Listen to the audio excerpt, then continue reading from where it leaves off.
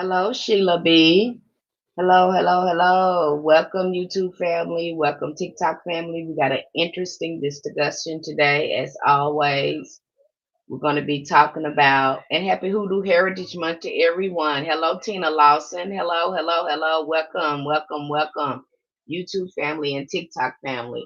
We're going to have a great discussion today. If you're Earth sign, you probably want to be in here for this discussion because we're covering a lot of things in our Hoodoo community on Patreon, and we are breaking Hoodoo down again to an element, working with each element, talking about nature, the power of roots and herbs, talking about the power of nature in our work and why we use it. So we're going to really break everything down to again, like I always do, we break everything down to a science. Hello, Annabelle. Hello, Lisa. Hello, user 151455. Hello, hello, hello. So we break everything down to a science when it comes to hoodoo. And one of the things I love about this Hoodoo Heritage Month is we get a chance to do that again by each element, and we address the water signs, the air signs, the earth signs, the fire sign. So we're breaking it all down and then helping you understand these elements, um, these tools, and the elements that we use in hoodoo and how those spirits help us. So it's just a great way for you again to gain a greater, a better understanding of hoodoo, breaking it down to a science so you can develop your own practice. Okay, you don't have to wait for somebody else to show you magic. You start to understand how these elements work for you. Okay, so we're gonna break this all down, and we just dropped, and this is what this lecture is from because they've already have it over there in our community. I've did this lecture where it's more detailed over there, but I've broken down the plant spirits, okay, and giving you all the resources to understand how to connect with these spirits and how we use them in our work. Okay, just dropped a beautiful lecture over there, and we're getting ready to go over some, again, more of the elements, more of the zodiacs that are associated with those elements. So it's just a great community to help you gain a greater understanding of hoodoo and to start creating your own work guided by your ancestors. That's where the real magic is. Real magic is when you actually get your ancestors' veneration together and you understand these elements, then you can start doing your own work. That is the goal.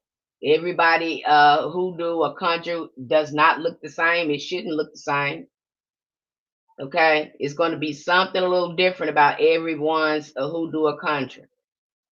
And so our job over there is to help you get in contact with your ancestors and find your own magic.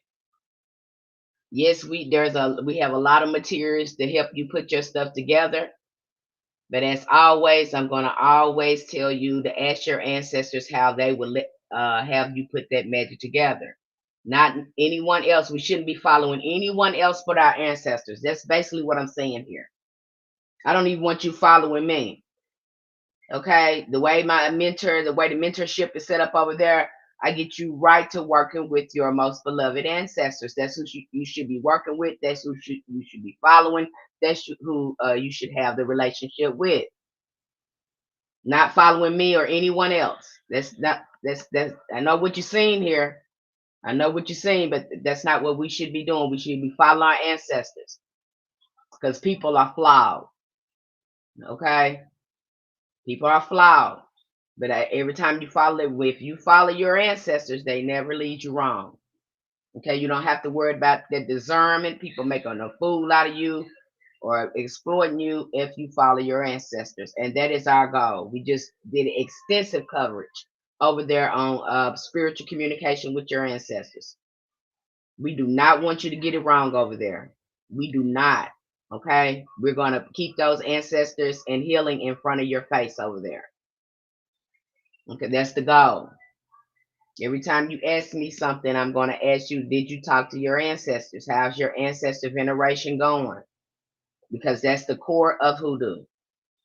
It ain't gonna do you no good. Somebody showing you stuff and you don't have a relationship with your ancestors. I'm just gonna be real. I know I don't care who get mad. You can keep getting mad. Get mad at me. Nobody should be showing you nothing about no spell work or anything like that if you're not right with your ancestors. Get mad at me. You can get mad at me, but this is the core of this has always been the core of our spirituality. Hi, Tina Cole. Okay, that's always been the core ancestral veneration. Now, if you don't want it, hoodoo, it don't say go past go on the ancestors. I don't care what you're seeing here, what people are showing you. Okay, I don't care. We're gonna get you right with your ancestors first because that's how the magic works. This is ancestral magic. This is bloodline magic.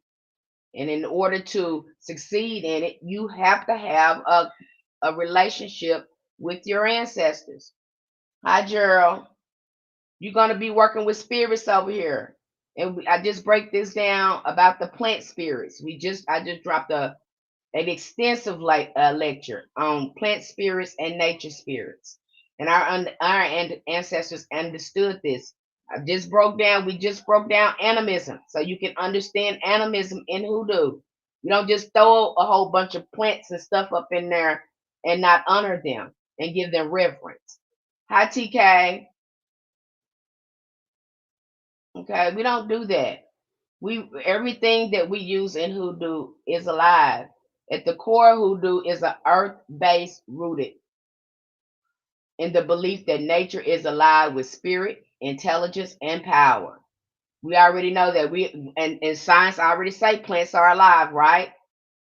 You got somebody here on TikTok that's they got some type of sensory thing where they connect to plants and plants are making this sound. Every plant, tree, root, and stone carries its own vibration, consciousness, and medicine. To the traditional practitioners, these are not just tools, they are allies, ancestors, living spirits that aid in healing, protection, prosperity, and transformation. Everything is alive. Why do you think we use High John the Conqueror?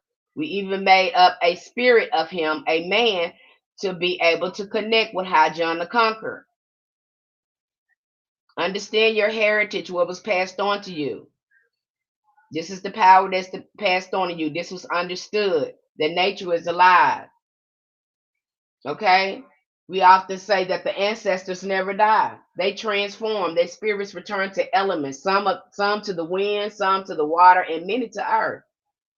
The ancestors lived through the trees, okay? Through the vines,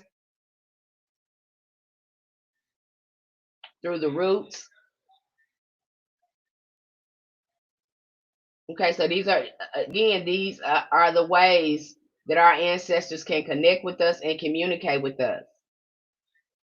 They never die.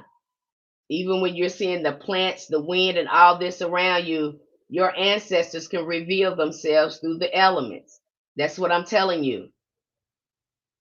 Okay, why do you think they were sitting? They were sitting under the old tree, talking to the trees because trees hold memory. We got a woman right here on TikTok that's going around communicating with trees. They are alive. Think of 2 or 3 years ago, it was shocking everybody that these trees was responding to them.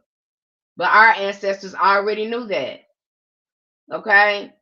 And you think that you really close to God in these churches. No, you ain't. You far as God as you can be because you're not out in nature. You got yourself in the building telling yourself that God is in there. Really? You got more God in nature than you do in that church. I'm just gonna keep it real with you. Because God live in nature. You can't separate either one.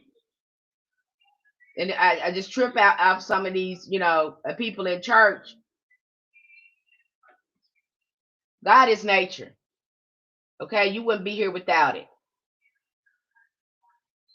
You wouldn't be here without it. You wouldn't be able to live, do anything, breathe, or anything like that without the trees, the vegetation, any of that.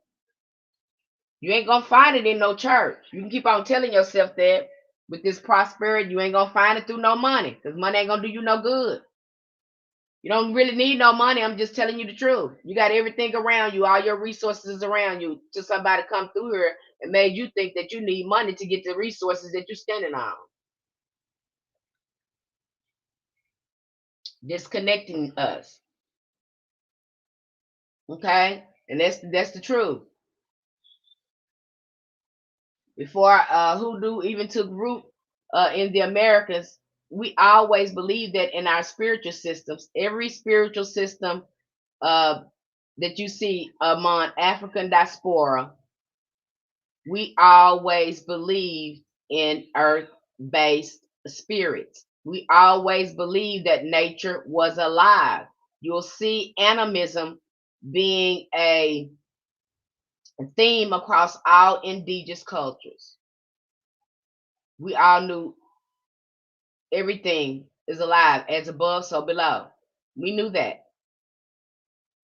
Okay? We knew there were spirits in the trees and the rivers, the mountains, the herbs. We knew that. And we knew that our ancestors and some of the deities, like you can see, one of the spirits, I can go High John the Conqueror, I can go Yamoja, Yemiya, Oshun. They're associated, these spirits are associated with the rivers, the ocean, the sea, trees. We can go on and on, the forest. We can go on and on with this. Okay? And we personified them as well because our ancestors, that's why I tell you, some of our ancestors had relationships, a lot of them had relationship with these plants. So when you go, this woman was just talking about this the other day. So when you go talk to a tree, they don't just see you, they see your ancestors standing in you. If you really go talk to a tree and they start talking, they already know you when you open your mouth. And then they have this network, this hidden network that's underground where they communicate with each other all the time. They get information very, very quickly. And it's a trip. I remember the first time I heard trees talking to each other. It tripped me out. I was in Hot Springs, Arkansas. Beautiful pine trees all over the place. I was sitting on my back balcony in our Airbnb, and I began to hear these trees begin to knock. They were knocking, they were talking to each other, some far and close, but they were knocking. It was an inner knocking that was going on I was like, am I hearing them talk to each other? I had never just sat still long enough to hear them talk. But it's quiet, where the area we was, it was quiet over there in Hot Springs. So I actually could hear them talk. It felt like they were talking. But so you don't sit long enough in nature to realize that some of us, okay, so that they are very much alive, and our ancestor knew this. Roots like High John the Conqueror, we just got talking about him. The root Queen Elizabeth, again, supposed to be for domination. Has this divine feminine spirit in it. So a lot of this work was a lot of those herbs were used for domination, attraction, and confidence. We knew the power of these roots. Angelica root dispels anything evil, often associated with the angels and protection. Okay, so we knew that these roots had a type of spirit in them. Okay, and so when you're pulling out your roots, and this is what I want to say because I've seen it a lot here. You're pulling out your roots and you pulling out your herbs. How are you thanking them? How are you giving them reverence? But how are you giving your roots and your herbs reverence before you? I've been connecting with plants and trees a lot lately, but how do I know what to hear to know? That's why to sit with them. And we just got through talking about that with spiritual communication, and a lot of people think they're making stuff up, which I just got through talking about there in our community. Usually, these spirits gonna be talking to you telepathically. So we've been looking at this stuff in Hollywood and all this poltergeist crap that they show. Look, it's gonna be subtle. That's just a whole bunch of bull crap. I don't like that they do that like that because people now they think that it's supposed to be spooky and it's supposed to be stuff moving everywhere. No. Spirit is, as when spirit speaks to you, it's subtle, it's loud, it's consistent. You can't get it wrong. It ain't gonna always be no booism or spookism going on with that. They are hearing you. When you speak out loud, they hear you.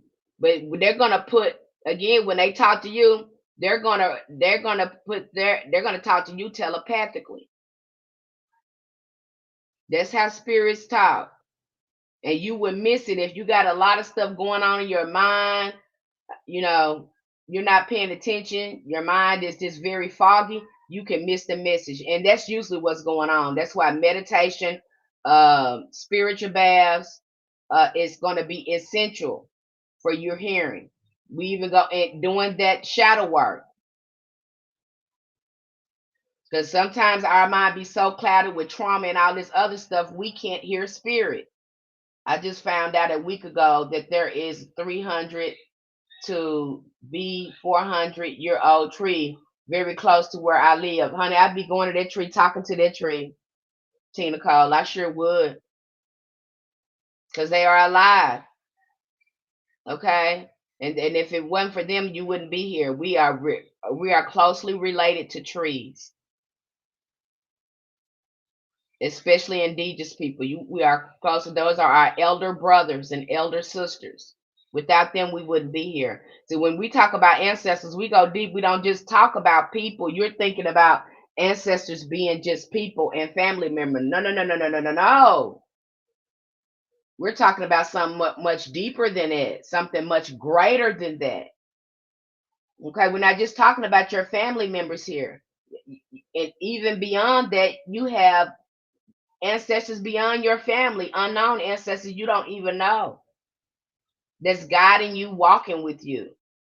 But you're never going to know that if we don't get that ancestral veneration together and that spiritual communication together. We used to visit the Angel Oak in South Carolina monthly. See, they help you with your magic. They help you communicate as above, so below. And they're connected to the ancestors. When you can get to a tree and do a libations, you get instant communication with your ancestors. They already know who you're talking to.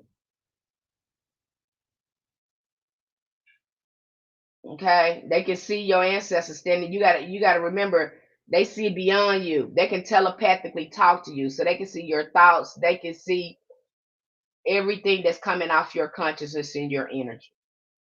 Don't get it twisted. How can we get in contact with ancestors we don't know? You just say unknown. Okay, if you're doing your ancestors veneration, Shell, if you're contacting the most beloved elevated ancestors, they should be coming up. If you're doing meditation practices and exploring your imagination, then you should be coming in contact with ancestors. If you're doing any divination to speak with your ancestors, you should be coming in contact with your ancestors. Okay? The most important thing we want to come in contact with is our most beloved elevated ancestors. The ones who wish us well, the ones are high end spirits, the Egungun, the holy ancestors. These ancestors will be angelic light. And if you're doing, you got to have some type of divination, automatic writing. I got some people in my group that do automatic writing. They get instant information from their ancestors through automatic writing. Some people are using tarot. Some people are using pendulums. Some people may use dowels and rods. I don't care what you use, as long as you know how to communicate with your ancestors. You don't need nobody telling you what your ancestors are saying. We need to be able to talk to our own ancestors. And that's one of the things that keeps us confused, because we jumping from one practitioner to another trying to figure out how to master work. No, that ain't what you need to be doing. That ain't what we need to be doing. We need to be sitting down, how to talk to our ancestors so they can help us with our work, help us put it together. Because what practitioner does May not be right for you. Your ancestors might want, they probably don't want you working with candles. They probably want you working with water. They probably want you working with jars. All magic is not, that's why you see conjuring hoodoo look different. Okay, they probably don't want you working with candles. They probably want you working with water. You might have some ancestors that want you working with incense and conjure. They just want you to open up your mouth and work with air. But see, you're not going to know that if you're studying following everybody else and not following your ancestors. That is a no-no. Even when I tell you something, I'm going to say, running by your ancestors, you're not going to get me in a bad way with your folks. You understand me? Get right with your folks. I work with all of them. Okay? TK, I always feel like I do, but I'm always unsure. Don't be unsure. Most of the people, and that's one of the things I had to get over there when we started doing divination over there in our community. I had to let people know, do not come in there with that doubt and being unsure. Okay, that if that's what happened, that's what you picked up, that's what it is. The end of story. I have people see that even with their tarot cards, they can see their ancestors talk to them through tarot. You couldn't make this stuff up if they wanted to. They just look surprised. They're looking surprised when they see it come up in the tarot. I'm like, yeah, that's your ancestor. They talking to you. Got one lady over there now. One of our sisters over there now. She said she's got ready to cook for her ancestors. She asked them what they want. She instantly start tasting ham hocks and greens in her mouth. How often are, again, consistency with your ancestors? The more consistent you are with doing your ancestor veneration and communication, the better your hoodoo is going to be. Because we work with spirits over here. I don't care what they telling you. This is you doing something spiritual. You don't think you have to communicate with a spirit. I don't know what to tell you. If I don't know even how you would think something like you don't have to work with a spirit. And these plants are spirits. Okay, they are spirits. I know what these people doing, shoving stuff in jars and not blowing no smoke or whiskey or rum on the herbs and praying over them like they should be and giving them reverence and things. I know, but that ain't how that's supposed to be done. Everything you see that's on your table, herbs, candles, oil, all those things are spirits. It becomes alive once you put it on that altar. You working with it. Everything is alive in hoodoo. Everything has a spiritual essence, even the dirt. That's why we work with dirt. You got bank dirt. Bank dirt has, again, the energy, the currency of money. So again, you can use that energy in your money work. You got some people that use graveyard dirt for certain things. It's good for a variety of things. Why are we using it? Because we know that it got power and it has spirits in it. We pay the spirits. We reverence them. We honor. That's how this works. Magic wouldn't work without these spiritual allies. Okay, I know what you're seeing out there, but I'm letting you know that everything is alive in hoodoo. That's how we looked at it. That's how it is. And to really, hello, Dales, in order to get into your magic mind, you're going to have to understand that. Okay, I know what you've been told. We already told you the power of sound, power of air. We got that over there in hoodoo. The power of plant, that's earth magic. Again, this is animism. Everything in nature possesses a spirit and an energy. The earth is alive. She is a breathing organism. Girl, Buena never seen or had it before. I don't know what it is. I was getting fresh herbs for a spiritual bath, and something just led me to using your banner. Never had used it before. I would do more research on it and find out the benefits of it and see what kind of energy comes with it. Okay. And how my ancestors used it. Really could communicate with my ancestors and ask them how I should be using it and the benefits of it. But sometimes the ancestors tell you a benefit of a plant that they don't even have listed. Okay, they'll have you working. You because these plants again, a lot of these plants and the things in our kitchen can do a multitude of things. A lot of people run out and buy all these herbs. Usually, the simple stuff in your kitchen is enough. A lot of them couldn't get the fancy herbs and all that. Some of them had to use salt, pepper, oregano, uh, a variety of other little things that they had coffee, you know, incense. They just had to use water, dirt. They made it do what it do. Okay, they couldn't get a hold to all these fancy herbs. Some of us think we need for our work, and I did the most powerful work with simple tools, not any of this fancy stuff. Just what I had in my kitchen. That's the most power, and it's simple. It don't be complicated or anything. Because usually, if the ancestors going to show you something, they're going to simplify it as much as they can for you, and it's going to be powerful. That's the magic that work. You can follow any root worker or practitioner if you want to. It's only so far you're going to get with it until you have to sit down and talk to your ancestors. We're going to go on before it snows. Okay. I'm new to all of this coming out of Southern Baptist mindset. Yeah, it takes a minute. Like I told the people in our Hoodoo community to integrate Hoodoo because Hoodoo is a way of life. I don't care what people are telling you. This a relationship with spirit, and them spirits ain't gonna be rocking with you if you doing raggedy stuff. If you communicating with your again your most elevated ancestors and working with some of these plant spirits like the spirit of Angelica, and these are spirits that some of these spirits ain't gonna be working in your magic if you are raggedy. Okay, certain stuff they ain't gonna do, so you have to get an alignment. Hoodoo is all about alignment. Any magic for that, any witch will tell you, any practitioners outside of Hoodoo, they will tell you you have to be in alignment with your magic. Yes, I always use what I go on hand. Yes, you have to be in alignment with it. If you're not in alignment with it, in close proximity to what you're asking for, chances are it's not gonna happen. Okay, that's why healing work, ancestral work, shadow work is so important. What does it do? It gets you in alignment. And some people say, "Oh, I did the shadow work." Shadow work is ongoing; it never stops.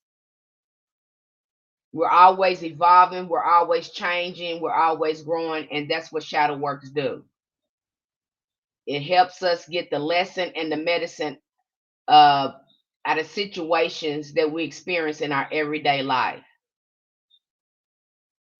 Shadow work never ends. It's self mastery. We're constantly refining ourselves, uh, getting upgrades, learning new things about ourselves, shifting and adjusting. That's what shadow work helps us do. It is not one I'm done. No, I don't know who would be telling you that. Because you're still growing, you're still again getting your soul lessons here. So you will never get past shadow work. It comes with the territory. It comes, that's where a lot of your magic is coming from. Shadow work is going to help you shift your perspective and be able to look at things. Okay. So again, ancestral veneration is important. I don't care what people are showing you over here. They can get mad at me because I'm gonna always talk for the ancestors. I'm always talk for the ancestors. I'm just gonna do it. Okay, I don't care who coming at me. That's I'm gonna put them. They come first because without this, we wouldn't have it. We wouldn't even have a Hoodoo Heritage Month. Look at all the people that came before us and set the foundation before us. And a lot of them had to hide this hoodoo. They was going outside among the trees, playing their drums, doing the ring. What do you call that? The ring shout. But who? And then I have to get this. I say this again. Hoodoo is not Christian. I know what they telling you. It's not that. It is not that. It hid up under Christianity. It is an ancestral magic. It is something that we have already known. And we see echoes of that in the Bible. So we were able to use the Bible to tap into our magic. It is not Christian. I know what you hear. It takes a lot to heal. And sometimes I ask others, am I tripping for feeling a type of way? No. And see, you'll get in there too, because if you don't know a lot about hoodoo, and I think this needs to be said as well, I'm going to talk about it because I heard somebody else talking about it. And I was like, now they finally want to talk about it. But you'll get over here too. And it may be some work that you're not totally, your energy is just not strong enough to do. Thank you, Amethyst. Thank you. Welcome, welcome, beloved. Welcome, TikTok family and YouTube family. There might be some work in here that you're not, strong enough to do. You might have to go work with a spirit. You might have to go work with a saint. You might have to set up a table and work with a saint to help you to do certain things. Why do you think our ancestors was working with different spirits? Sometimes they needed extra help. And you will have some people they can't do certain work. They'll say, I can't do this. I've tried, I tried. And then somewhere down the road, their ancestors may lead them where you need to go work with Saint Anthony. Thank you, Tina Cole. Thank you, baby. Okay, your ancestors might say, well, you need to go work with Saint Peter. You need to go work with Saint Anthony. They might lead you to work with a saint. They might need you to work with, we just talked about the Madonnas. They might lead you to go work with the Madonnas. One of the Madonnas. You just that's hoodoo. Because what we do, we work with spirits over here. Okay, so sometimes when you're you can't make a breakthrough and you're having a hard time. Sometimes it's because you haven't did enough healing work around there, and you're gonna need a little bit more extra help. So you're gonna have to seek out an angel, or you're gonna have to seek out a saint, or call on one of them ancestors to come through for you. And that happens. Okay, but either way it go, you're gonna be working with a spirit. You're gonna be working with the plants. You're gonna be working with the water spirits. You're gonna be working with the fire spirits. You're gonna be working with the air spirits. You're gonna be working with the earth. We work with spirits over here, so you can't get around it. Okay, you can't not get around it. If you scared of your ancestors and you trying to jump over here hoodoo, you might as well go somewhere else. I don't know a practitioner, whether she be witch or anything else, don't understand this concept. If you don't, then you should, because animism is all up in here. Telepathy is all up in here. Spiritual communication is all up in here. That's why I say your mind got to be right. We just went over this in our hoodoo community. I break this all the way down to a science. I promise you get over there in our community, you ain't gonna get it wrong. Only way you get it wrong is that you choose not to look at the materials and do the work. That's the only way you get it wrong. It's because you choose to get it wrong. Because we make sure over there you don't get it wrong. And the ancestors, the way they work with me, I better do it right. Okay, I have to answer the spirit. I'm not gonna get in bad with these spirits because I got a ego problem. No, no, no, no, no, no. I don't rock. I don't rock like that. Okay. No spiritual should be rocking like that because again, we got to work with these spirits. Yes, I like working with Black Madonna. Her energy is beautiful. Yes. So you might have to work with it, work with a different spirit. Like we get you over there in the ritual, in our ritual members, the first thing I get you doing is working with angels. Getting your table set up to work with angels, work with saints if that's what you want to do. You get the guidebook and everything, how to set up your table and start working with these energies. But I can't emphasize enough that ain't gonna do you no good if you're not doing the shadow work because that's gonna help raise your frequency and your vibration. Shadow work is ancestors work. It just is no way around it. You're gonna be able to better communicate with your ancestors if you do this work. See, I'm not gonna come to here. It ain't gonna do me no good to show you no spell and you don't know, you ain't got no a solid foundation of hoodoo, because it ain't gonna do you no good, and you don't understand the science behind it. That's why we're breaking things down again. Okay, so when you perform it, especially for you root workers, and people say root work and conjure is the same. No, it's not. Root work and conjure is different.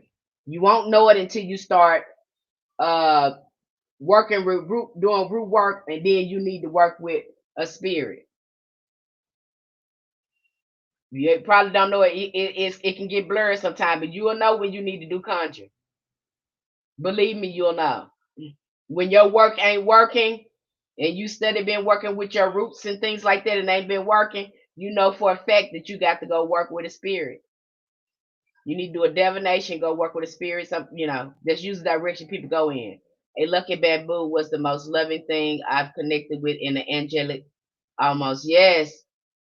Connecting. I mean, it's a beautiful feeling and support when you can connect with these spirits. They're really they like a cell phone to the ancestors.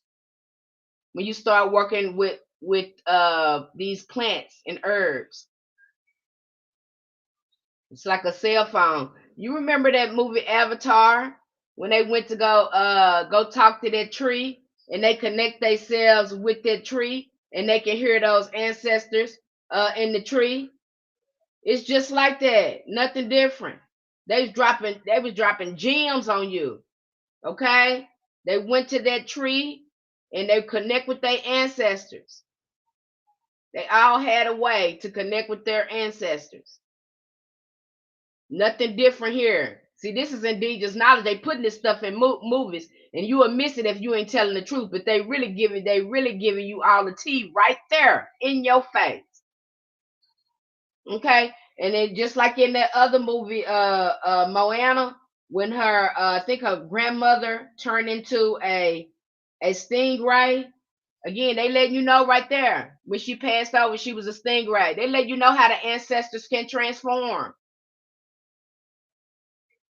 Okay, twin Mary.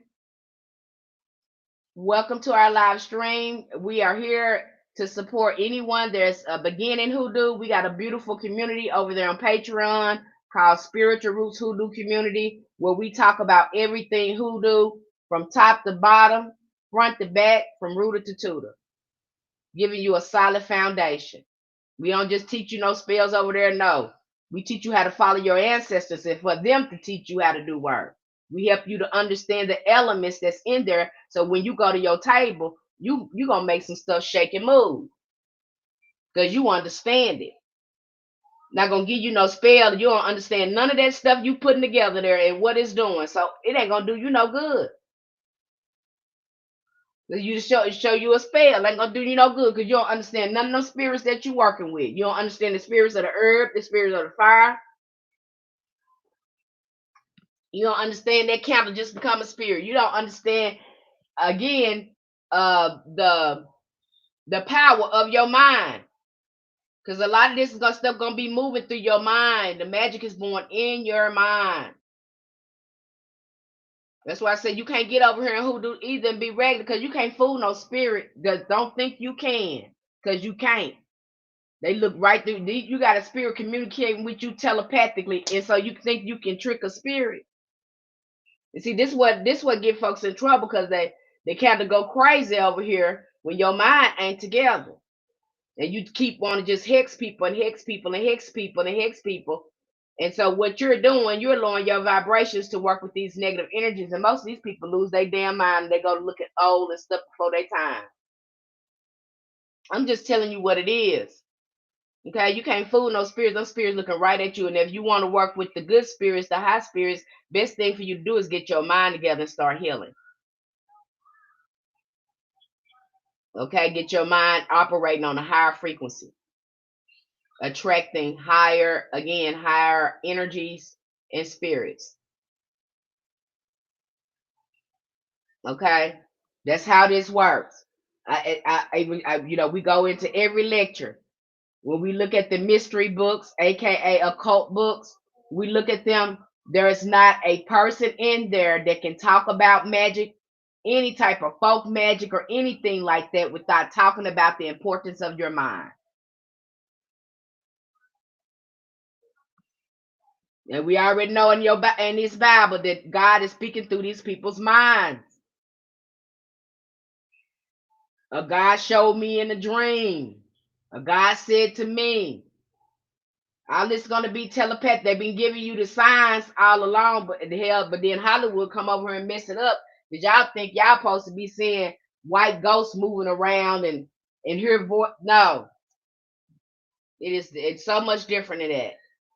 And we just went through that and broke that all down to help you understand that how spirits communicate with you and how to open yourself up to tune yourself into those frequencies. Because that's what happens when you start doing your shadow work, when you start working on yourself. Again, you start doing a tune up. So you can tap into those frequencies. Stop looking at yourself like a person. You're not that. Stop thinking like that. You're not a person. This ain't nothing.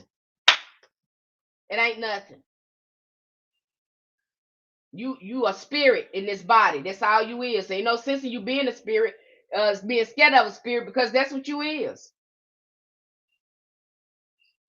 That's what get a lot of people confused. You think you're a person, and you're not. You're a spirit. That's why I don't see. It never made sense to me why why are you scared of a spirit when you are a spirit? That's what you is. You just in this shell, this bio spiritual unit. You just in there. But once you leave there, again, you're back to consciousness again without a body.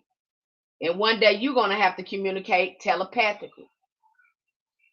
Some people can pick up the telepathic messages better than others because, again, they are tuned in. They do enough meditation, they do enough sitting with spirit to communicate.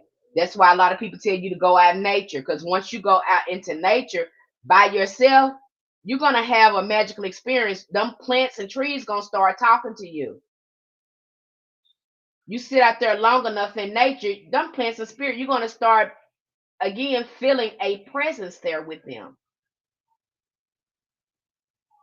Okay, and it's become addictive. You're gonna want to just spend your time, a lot of time in nature, if you're doing the work. Okay, so I always tell people as well, if you want to get close to those spirits, plant something. Plant something easy. Get you a plant. Take care of a plant. Take care of a plant. Talk to a plant, and watch and see how they respond. Watch it. Just pay attention to y'all communication. Try to communicate. It's really gonna help your root work. It's gonna really help you respect, because once you make plants with the make friends with some of these plants, again, they can work with you with other plants. They'll open you up and help you work with other plants. So you just picking stuff up, but you ain't made friends with this plants. You ain't talked to no trees. You don't even know they folks. You don't even again, this is a whole different kingdom, an ecosystem.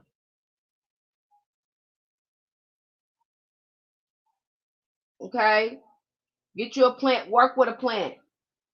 Talk to them. Go talk to the trees. I know what these people is telling you. Honey, these folks ain't got no respect for nature. We sit here and walk by trees and stuff like they don't exist. Folks chopping them down and stuff, and just, but these things are living organisms. Scientists has already proven this. Our ancestors understood this. That's how you'll see them in a lot of our spiritual baths and all that. These are plant spirits and water spirits helping you. Plant spirits and water spirits are helping you in your work. We're not just putting that stuff up there. We're not just putting that up there for nothing. Okay? And if you scared of a spirit, I'd say this church people too. If you scared of spirits, why you instead of worshiping a spirit that's passed away? You instead of calling on this person Jesus. And that's not even, I'm not gonna even get into the semantics of that. But you talking to a spirit every day that's supposed to be God. You ain't even human. You a spirit. That Bible steady telling you a spirit and to do certain things to keep you in alignment so you can have contact with this God. I don't see how you could get this wrong. I don't see how you could, think that you ain't got to work with a spirit over here because you absolutely do. You got to go back home to yourself. Just call it going back home, remembering who you are. 'Cause that's what it is. I always recommend somebody to spend time in nature, work with a plant, work with them, and you'll start to see that they're alive. And I guarantee you will approach your work with more reverence and respect.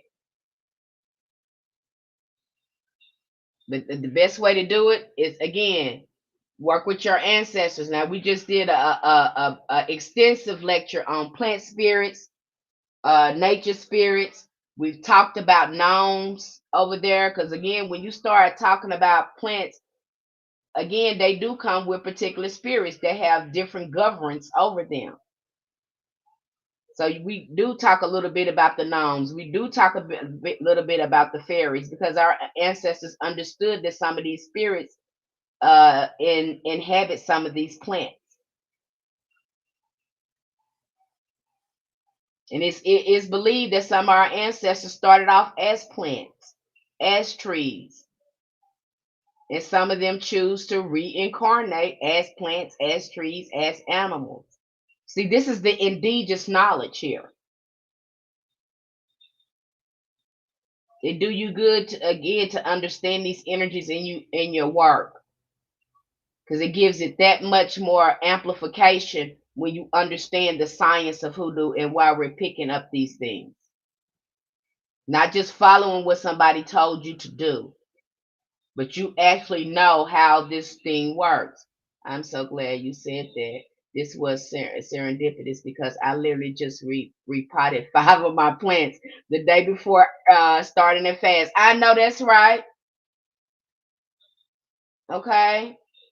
So right now, more than ever, getting a relationship with plants. If you're going to be working with doing any type of root work, because most root workers already understand that long-term root workers or the people that are healers. Most root workers, I look at them more like healers, you know, holistic doctors, because that's how a lot of them start out. When you're looking at the midwives, the old midwives, you're looking at root workers. That's who they was getting rid of. Lord, don't get me on my soapbox on there because then I go to talking about that and won't stop. Okay, these were root worker midwives.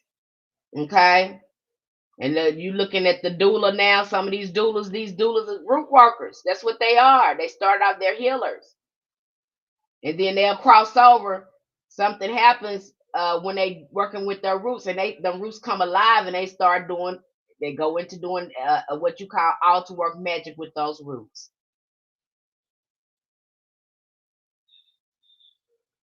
That's what happens. They go to conjuring with roots.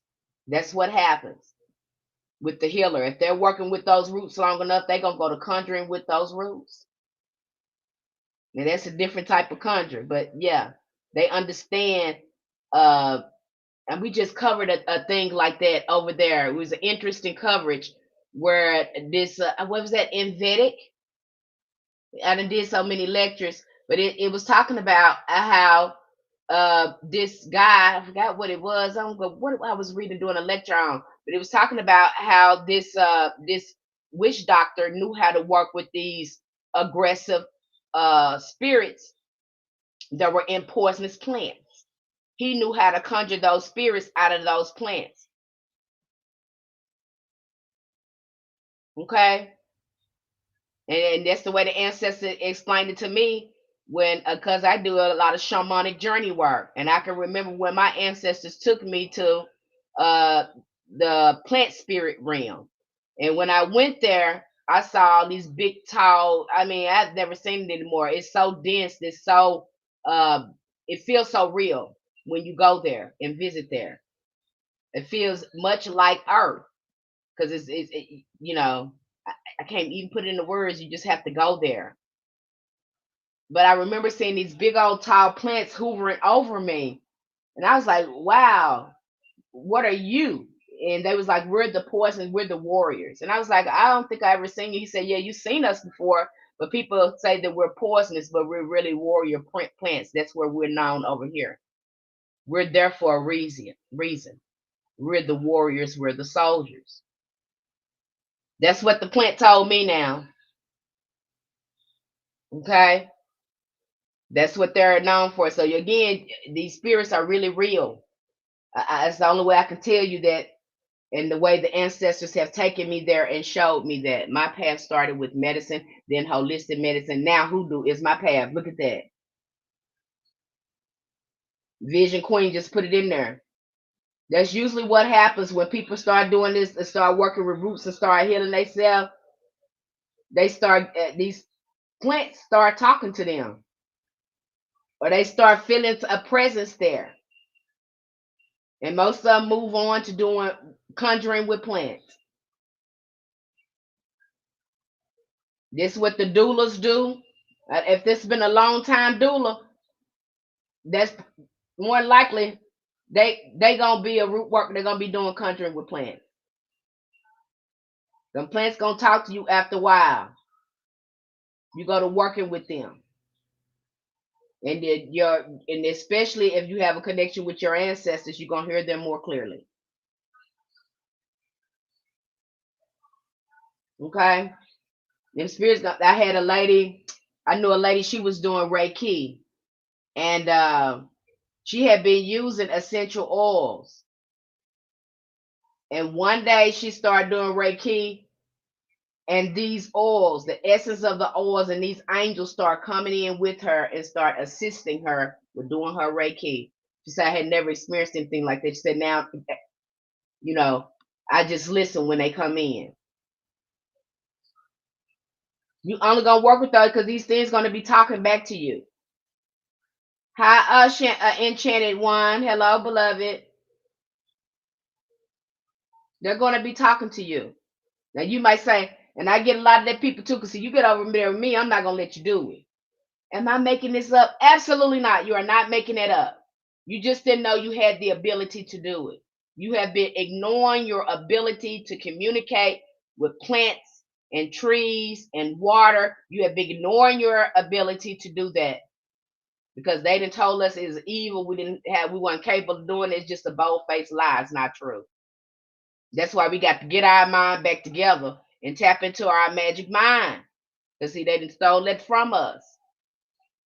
Okay, and that we're gonna go over your mind over and over and over again in that, because again we have to get this back to working. They didn't put that subconscious magical mind to sleep with religion and all this other crazy stuff that got us exposed to, honey. Yep, it was doula work that really got me into roots and herbal medicine. See.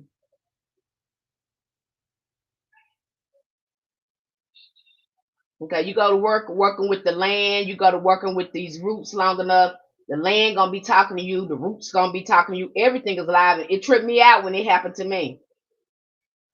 It tripped me out when the ancestors, when I finally hit me that everything was alive. I was like, oh my God, like everything is actually, it just looked magical. It looked at, to me, it looked like something out of Disney World. But see, you can't see because you got these, this fog over you. You can't see the magic because you got this fog over you.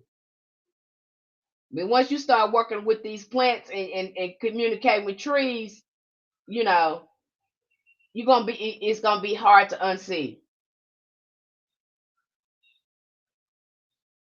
I love plants. My oldest is 45 years old. So beautiful. That is an old soul, an old elder. Again, not can't have a better ally than plants. Okay. Again, praying over your plant, meditating with your plant. And I'm gonna say this too: if you're doing root work, and you had a lot of root workers did this back in the day, they only use the things that they planted. The better your work gonna turn out. I'm telling you right there. You have some people. They are so particular about the roots and herbs they use. They are very picky about who they will buy their herbs and things from. And we had most of our ancestors stayed in the rural area, so most of them had their own herbs and things that they grew. That's what made amplify their magic. See, when you grow your own herbs and things like that, or you're very careful about how you're buying your herbs, making sure give them their names, and they love music. See, they love music. They do. They love you to talk to them too. I've seen it. Thank you for sharing. Can you speak on the first experience? What first experience you want me to talk about? Yes, we have a garden for this reason. We just talked about the I think we got into the have y'all heard about the and I might be pronouncing this wrong, but we just went over the fin horn experiment that these people did. They were growing these vegetables and plants on this almost barren land. And what they started doing is playing music and talking to these plants. And they grew the most biggest plants and vegetables that anyone have ever seen. And it was called the fine horn or fin horn experiment. It was somewhere over there in Europe where they did this experiment. Okay, and then you had other people going on to follow that same blueprint and had success in growing their plants and their vegetables because again they raised the frequency and they communicated with them like they were right there with them because they were, and they grew big old cabbages and big old carrots and everything was just so huge that they grew in their garden. Yes, we have a garden. Oh my God, yes, I sing. Give them names. They love music. Okay, and they are alive. I've heard them talk myself. I grabbed the dandelion one day and I promised the dandelion scream. I've talked to my backyard before and I asked them, can I use them in some of the work I was doing? Went out the next day, more dandelions grew in my backyard, and my backyard didn't grow dandelions like that. My mom talks to her plants; they're so green and full. I'm telling you, I've had, I had, we had a family plant, and I was just so busy, which I was a young plant owner, and sometimes I will forget to water that plant, and I can see them drooping over, and I was like, "Oh God, God, I'm so sorry, I forgot. I went almost a week without watering you guys." And I would just begin to talk to them and pep them up and kiss on the leaves and say, "I'm so sorry." And I leave about come back about 30 minutes later, those plants standing up tall and green, like they were never leaning over and withering. Okay, you need to have this experience for yourself because I'm telling you, it's gonna make your work go a lot better if you got a relationship with these plants. You need them in your workings. It's like the same way we nourish our children. The same way my husband jokes about how much I talk to my plants. I'm telling you, they are alive. Okay, they respond to you. Yep, she has one that's a little dramatic. Okay, you could talk to those plants, and I mean, them plants would be standing up like they would, tall and green, like they wasn't just withering. Just by me acknowledging them, kissing on the leaves, telling them I'm so sorry. I'm clumsy. Please forgive me. I'm not paying attention. So again, I can't emphasize this enough to you. I wouldn't be picking up nothing without understanding what I'm doing. And you got some people like our ancestors. Some of them grew their own organic stuff. That's how a lot of they work because they had a relationship with these plants. And how a good example is how John the Conqueror. How John know you? How John know you? Because how John know your ancestors. So when that plant is looking at you, that plant is looking generations back. It can see up to 6 or 7 generations within you. So when this plant is looking at you, they looking at 6, 7 generations within you. They can see your ancestors, ancestors, ancestors. Yeah, yeah. So they know you. Okay. Your ancestors been working with them all along. I'm a beginner. Hey sister. I just finished that Calton court case spell too. Hey, Mama Nisi. Mama Nisi said she just used the Calton for a court case. Okay, we kind of covered that stuff too. But again, the best thing for you, beloved, and I know you don't want to hear it because I know you just seen somebody showing you stuff over here, baby. I'm gonna tell you right now, it ain't gonna do you no good if you ain't got no relationship with your ancestors. That's how that's gonna shake and move. Okay, and then understanding the tools in the magic. You understand too. You got somebody showing you stuff, but they're not showing you the essence of these things and how they work together. Okay, praying over your plants, feeding your plant, fixing your plants, all that stuff is included. That's like me. I might go to my altar if I know the work that I'm going to be doing. I'm going to go ahead and lay out my herbs and light a candle, burn some incense and stuff for those herbs and start talking to those herbs. I'm going to blow smoke over it, maybe some rum or whiskey over it. I may even smudge the herbs and say a psalms over it, giving reverence for their help in the work. I'm not just going to be picking up stuff and throwing stuff like that because now I want my stuff to be right. The herbs don't know what to do. I'm just slapping stuff in there. I ain't prayed over that. I ain't made no connection with nothing. I'm just slapping stuff on. We don't get down like that. Okay, you need to know what you're doing and why you're doing it. Okay, and then even choosing your mouth when it's time to open up your mouth. What you gonna say? Is that psalm lined up with your work? Just because somebody gave my thing too with these psalms is need to make sense to you. Nobody should be telling you a meaning of anything.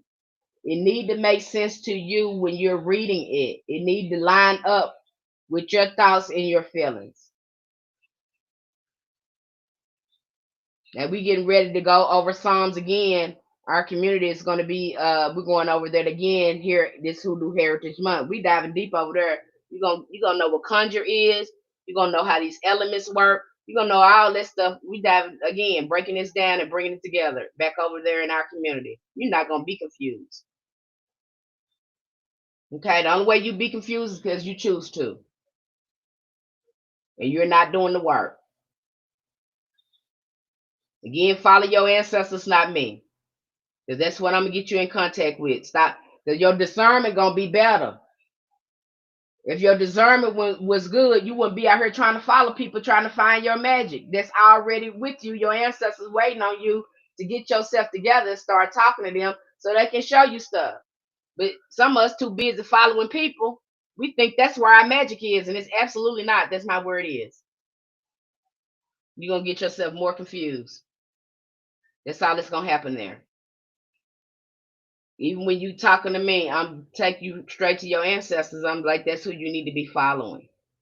You tell me, well, I don't know how to communicate with them. We'll get you right over there at Divination. You can go right over there and see our extensive lectures on spiritual communication. There's no reason why you should be wondering about anything. Okay? And many of the plants, and you got to remember too, these plants are your elders, these trees, all of them. These are your elders and your ancestors as well. If it wasn't for the plants, the trees, your ancestors wouldn't be here. We wouldn't be here. I know you probably didn't see it that way. Everybody telling you just family, family, family. No. Because when we cover ancestors veneration over there, you're going to be like, wow, I got this many ancestors. You absolutely do, beloved. We're going beyond family. Matter of fact, I don't want you putting any family members on that altar until you have connected with elevated ancestors. You probably want to recalibrate that altar. Okay, I don't recommend you work with any family members until you Again, get in contact with elevated ancestors, getting yourself in alignment, and then going back choosing the family members you want to put on there. Because a lot of prayer, for family members that just passed over, and that's just my thing. A lot of prayer needs to go on for them first before you start putting them on the altar. Because them folks tired. Some of them folks tired. They went through trauma. Hell, them folks tired. They've been working all their life, and then you're gonna put them back on the altar and get them to work again. You know.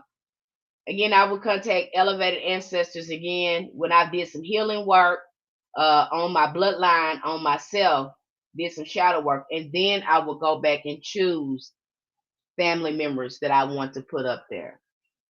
I talk to the plants around my home and they interact with my house plants. See, I'm not making this up. Enchanted over there in the chat saying that they talk to their plants. Okay, they interact with the house plants, and you will see that I had two plants, honey.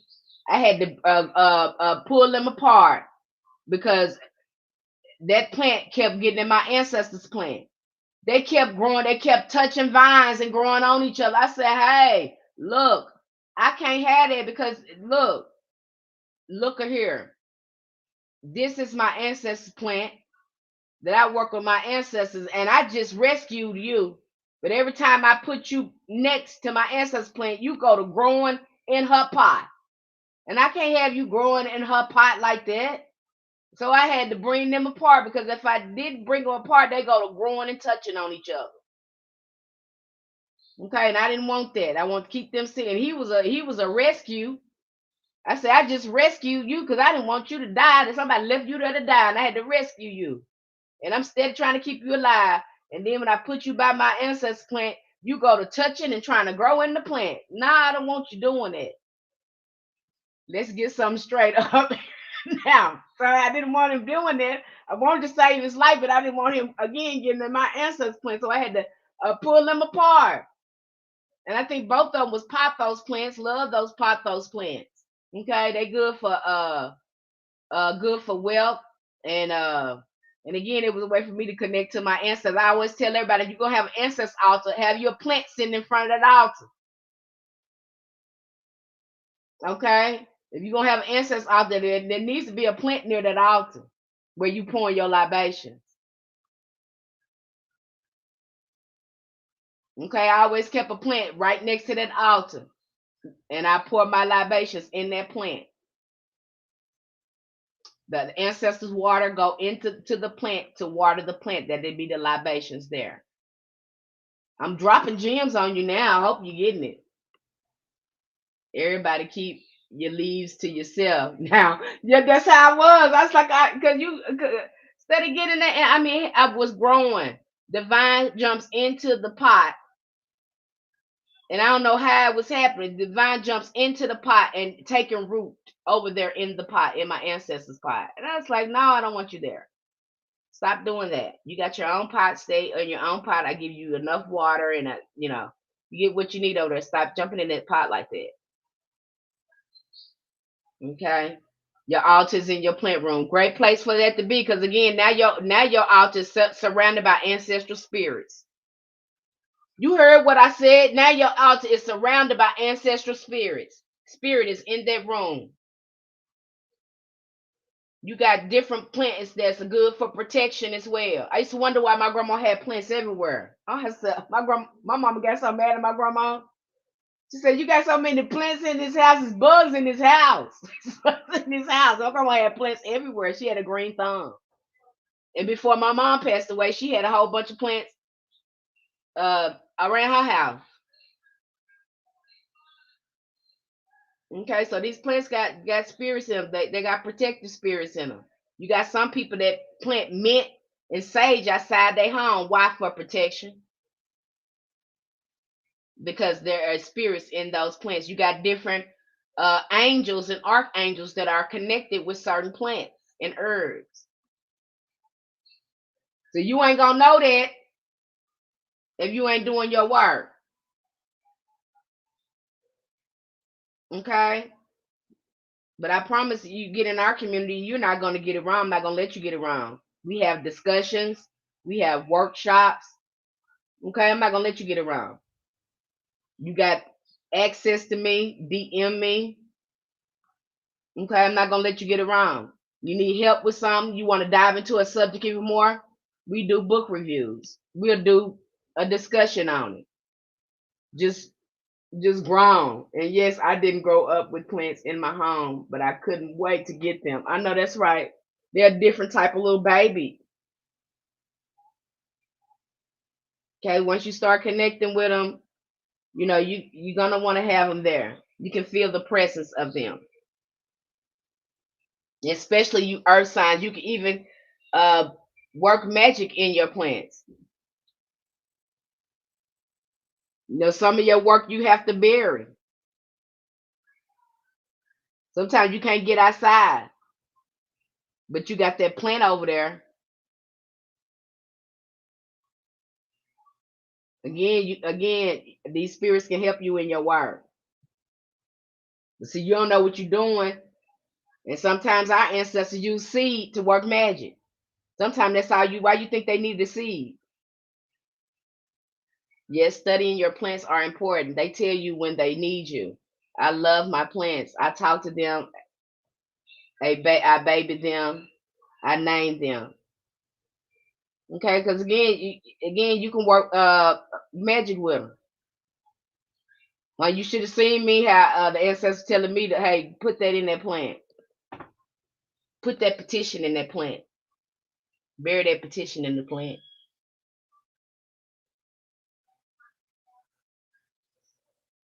They might not even want you to do no kind of magic. They probably want you working with a plant. They probably want you to working with the earth. Okay, you're not gonna know if you're not following your ancestors. If you following somebody else. You heard me, Denise. Yes, really. You heard me, Denise. You heard me right.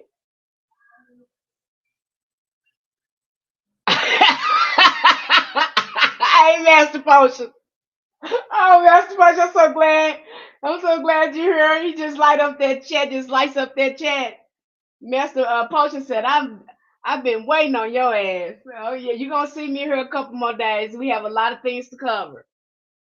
I'm supposed to be doing a live stream. I forgot the person's name here on TikTok, but they wanted me to do a live stream. I think we're gonna do it Saturday at 8 Central Standard Time, 8 p.m. Central Standard Time. We're gonna be I think they want to talk about Vedic astrology and Hinduism, which we talked about. They want to go into more about it and give more insight on it. So that's going to be an interesting live stream coming this Saturday. But yeah, okay. So you got that plants over there. Sometimes you may need those plants to help you do some magic. You can get creative as you want to with this. It ain't gonna look like nobody else. They tripped me out when my ancestors told me that. They said put that petition in that plant and talk to that plant. Write down everything. I was like, oh my God, telling me everything, all instructions. Okay. That's why you see them too. They'll work with seed. They do seed magic. They plant a seed and then they watch the magic grow. You plant a seed, you watch the magic grow.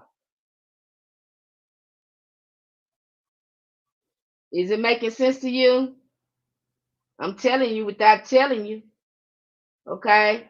And so you get over there with your ancestors, I've just seen people do so many different things over there that ancestors have told them to do and it worked for them.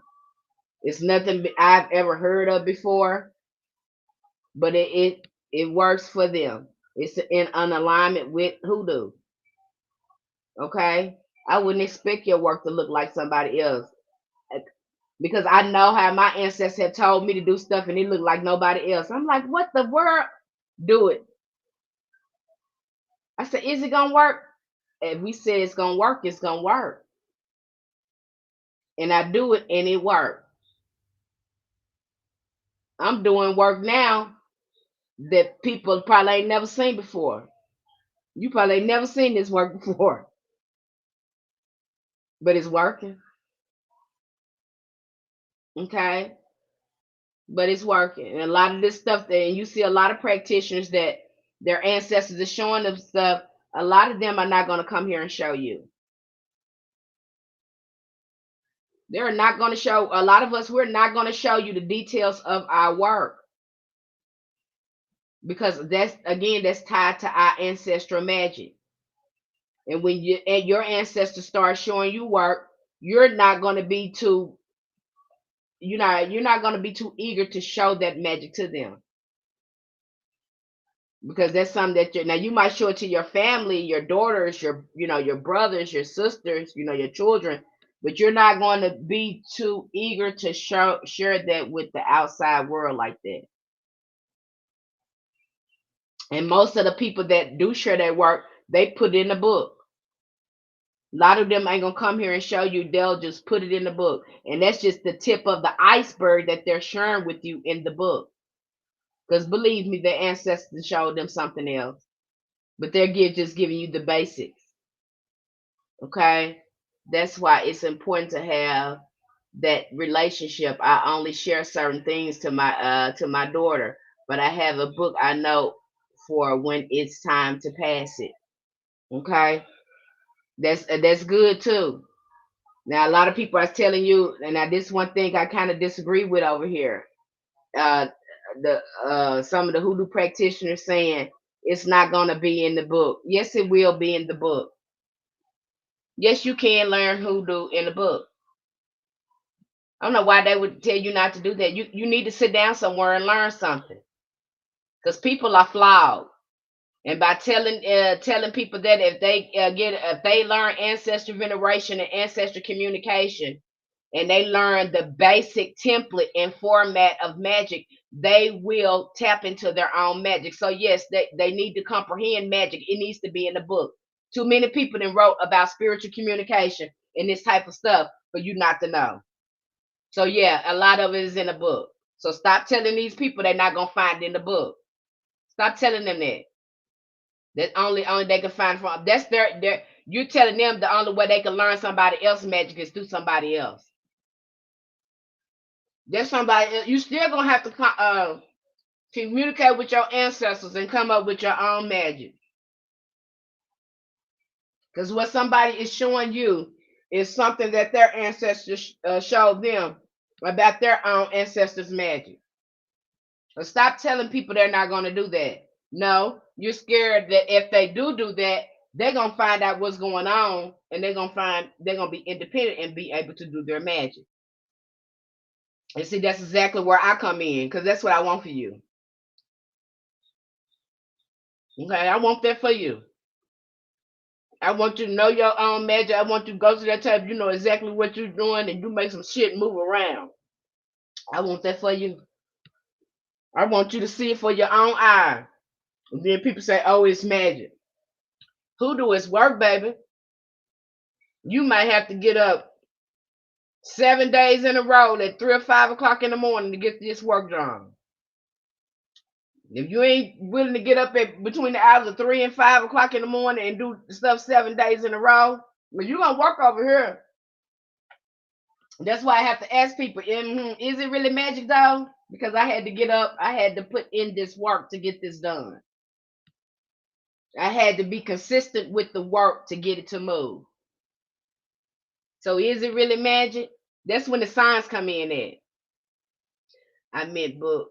But yes, this is how you use your gift. Thanks for what you do. Thank you so much. Her thought set the real. Am I saying this right? I'm probably not even saying this right, Lord. Her thought set the real. Okay? So that's how your own magic. You're gonna have to, follow your ancestors. There ain't no sense in you being scared of a spirit. You ain't scared of I'd be scared to follow these crazy some of these folks. Honey. Some of these folks, the spirit inside them ain't right. I don't see how you ain't scared to follow them folks. Her thoughts ethereal. Okay, her thoughts ethereal. Okay.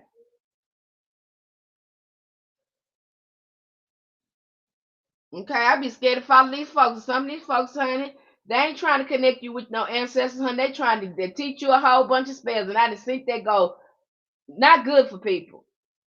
They just is lost and disconnected and can't figure out what's going on, why stuff ain't turning out right, and stuff like that, because them folks didn't put you with your ancestors first. Okay? And they ain't talking about ancestral veneration. They need to be getting away from you. Because your magic, that's the foundation of your magic. The ancestors and the shadow work. That magic stuff come out later. Because believe me, once you go to healing, girl, you're gonna be reaching, honey. You're gonna be reaching for all types of spiritual baths, all types of blockbusters on yourself, baby. You're gonna be working on yourself. You're gonna be using that magic on yourself. When you start doing your shadow work and see how much trauma that's put on top of you like that, and how much it happened to your ancestors, and how much healing work you got to do, honey, that you're gonna be using that on your damn self. You ain't got time to be worried about nobody else. You're gonna be thanking God that the ancestors created that to help you heal yourself, honey. You're gonna be reaching for them plants, talking to them plants. You're gonna be drinking some damn teas and everything to get your nervous system and everything together. Because a lot of our nervous system is shot to hell. Honey, you're gonna be working that thing on you. And once you get yourself together, then you can work on other people. Okay, that's how that works. You know, sister, you trying to heal nobody, help nobody. You can't do that to yourself. Okay, I know that's right. Me first, yes. Shadow work is again psychological work. It is inner child work, looking at the psycho genealogy of your family, how they think, the pathology of your family, all that trauma. Don't nobody want to talk about. The blind eye to stuff, regular stuff your family do that don't nobody talk about, that need to be healed. That's shadow work. Stuff we don't want to look at about ourselves. Sometimes we got some raggedy stuff that was passed on to us by our family. We don't want to look at ourselves because we so egotistical. We think, and I've had somebody like me, ain't nothing wrong with me. I'm perfect. I ain't standing no trouble, honey. I throw that shadow working on in their ass, honey. I throw that on their ass and they be like, oh my God, I didn't know I had this going on with me. Yeah, but you thought you was perfect. I don't know a person to walk around here, honey, that's unscathed by this crazy world. Oh, baby, you come here, you was born in some trauma. They got light shining in your face. They flat and giving you a social security number and telling you you got to go to work and be a slave, and you think you didn't come here in no trauma. I ain't seen a person that came here ain't got nothing to unpack. Matter of fact, that's what you come here for. You get that out your mind. I'd had people come to me and think they perfect, honey. And I'd be like, why would you think that? Because I know I'm not perfect. I know I'm a flawed person. Honey, I have to keep the ancestors in front of me because I tell them, honey, I know I walk slow, ancestors. Please hold my hand and guide me because I don't know everything. I even have to tell God sometimes, God, I'm crazy. Get me now. Because the way I want to handle stuff ain't the way you want me to handle it. So you have to know yourself. Okay? And I know I ain't perfect. And we'll ask for forgiveness in a minute. If I'm out of line, I will ask for forgiveness and try to get it right. Okay? I don't give a damn about no ego here, honey. I'm here to get the lesson. And I'm here to follow these spirits because I'm not coming back here no damn more. I'm just not doing it again. Okay? So ain't nobody got to tell me about none of these spirits. Keep me in line. Okay? I talk to my plants now. Child, I know that's right. And they get in their feelings when you do. But somebody got to. Me and my dad have an inside joke that God has to use two hands for us. For us. I know me. You got that right. So, I'm telling you, you're not perfect. Okay? You need good, orderly direction. Some of us ain't got that. That's God, good, orderly direction. Bobby Hemming called it the generator, operator, and destroyer. I got another term for him. No, good, orderly direction. Because some of us, we are stuck we have survival thinking. Okay, we think on a survival level. Again, getting you on a higher frequency to let you see all the resources you have spiritually for yourself. Okay? So you think you ain't got nothing going on. Some people think they had a happy life or whatever. Our parents, they do the best they can. But even they ain't perfect. I had to go through that with my daughter because I see a lot of things I passed on to them. And I'm like, damn, I didn't mean to do that. But that's what happens. You won't see it until you start processing. Now they got to, hopefully I have uh upgraded the blueprint with ongoing shadow work, but still I'm still human. I'm still flawed. So I'm not going to get it perfect. I can improve it. I can continue to improve, okay? Cuz we're in this limited third dimensional body trying to operate on a fourth and fifth dimension frequency, on a higher frequency. I hope that made sense. Okay. That's self-awareness is beautiful. Shadow work has absolutely helped me be more intentional with parenting. I mean, I have to. Okay, it really would. It's really going to help you.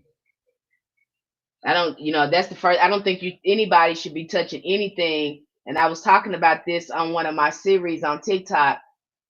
I mean, I worked with my ancestors for a while before I even uh did anything. And when I did do something, they were guiding me to do it. They would say, "Go get this and get that and do that." And I was like, "Really? Yeah, do this." Okay. Even when I wasn't doing it on my own. I was going to them for guidance and asking them what to do, and they would tell me what to do. I wasn't following no person. Wasn't no person telling me nothing. I don't want to listen to people. I don't trust people. I'm just gonna tell you the truth. And the more I work with spirits, the less I trust people. Okay, because they're flawed. We're flawed. Okay, and some of us we don't even know when our ego is talking, and we don't like to let spirit have reign. Okay, I don't even want you to follow me because the first thing I'm gonna be pointing you is in the direction of your ancestors. Okay, because we all got our work to do. Nobody is perfect, and no hoodoo practitioners have all the answers. This is what we are. We are practitioners. Our work is study, constantly refining itself. The work we did last year may not look like the work we did do the next year because we have built on it and refined it.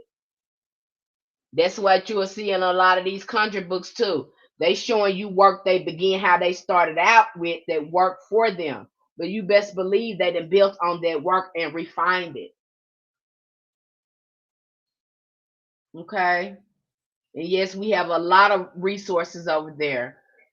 We cover, and I don't like if you're in our ritual conjure a know thyself membership, if you're in those categories, usually you're going to get a lecture with each book I give you. I'm not going to give you a book without a lecture and breaking it down to you, because you need to know what to take away. What are we looking at in this book? I don't want you to just be reading that book and then find out, well, what Miss Penny talking about? What was the meaning that she was having us looking at this book? No, I'm gonna break it down and tell you why you looking at this book, what we should be looking at in this book that's gonna help us. Okay, that's gonna help you. That's gonna help us, and how it pertains to your hoodoo practice. Okay. I'm always gonna put guideposts on. I'm always gonna give you lectures and show you hot topics, subjects in the book that you need to focus on. Because I may not want you to take away everything in that book. It's probably particular things I want you to look at in that book that's gonna help you, and that's why I do the lecture. You just ain't gonna get it wrong with me. Okay. The way the ancestors have me doing thorough, being thorough, so there don't be no confusion. And if it is some confusion, we going back to your ancestors, getting your spiritual baths crunk up and start doing some work on yourself. So that means you have to do some more shadow work and working with your ancestors if you're still confused. I like how you're asked for comments. Yes, I always ask for comments. If y'all have any insights or whatever to add over there, please add them over there. Because I have some of you guys, you show me things or can see things that I might miss. I'm human. I'm flawed. I don't know everything. I'm not gonna claim that. That'd be crazy for me to admit that. But I do know one thing. I can talk about this subject because I've studied it so much for years and years and years. I remember when I started this. I started studying this what in my 30s. I'm 50 now, and these just from books. I remember my mom came in. She said, "Oh my God, you just need to do this because I mean, you really, you know, for a lack of a better term, you already have a college degree in this because you got so many books on this. Okay, I've read and studied this, so many years. Okay, you guys. So, and I'm a kind of a nerd at this. As Masters of Potions had me in here being a damn nerd. I think Masters of Potions just like me, kind of nerdy with this. But I understand this occult science. I can break it down to you, explain it to you, break it down, put it together again, break it back down, put it back together again. Let you know the top dogs, the occultists in here that's putting it together. Let you know who they are from their perspective. Look, that's just my thing. Now that I know, because I didn't want to get it wrong. And I really wanted to understand the spiritual world and understand all these things that were happening to me. I've always had these supernatural things, unexplainable things happen to me. Okay. And so I was trying to figure all of this stuff out, figure me out, figure this out. Okay. I worked with angels for a very long time until I ran up on ancestors. And that blew me out the water. That blew me out the water. And it's just been a journey ever since, a very pleasing, loving journey. And it's bittersweet because that shadow work, when you go to looking at some of your family and you start doing this work, it can be almost like the family members turn into ops. That's the part of this too that people, they look at and be like, oh my gosh, it's like my family member become my worst enemy. That kind of comes with the territory, some of it. Okay.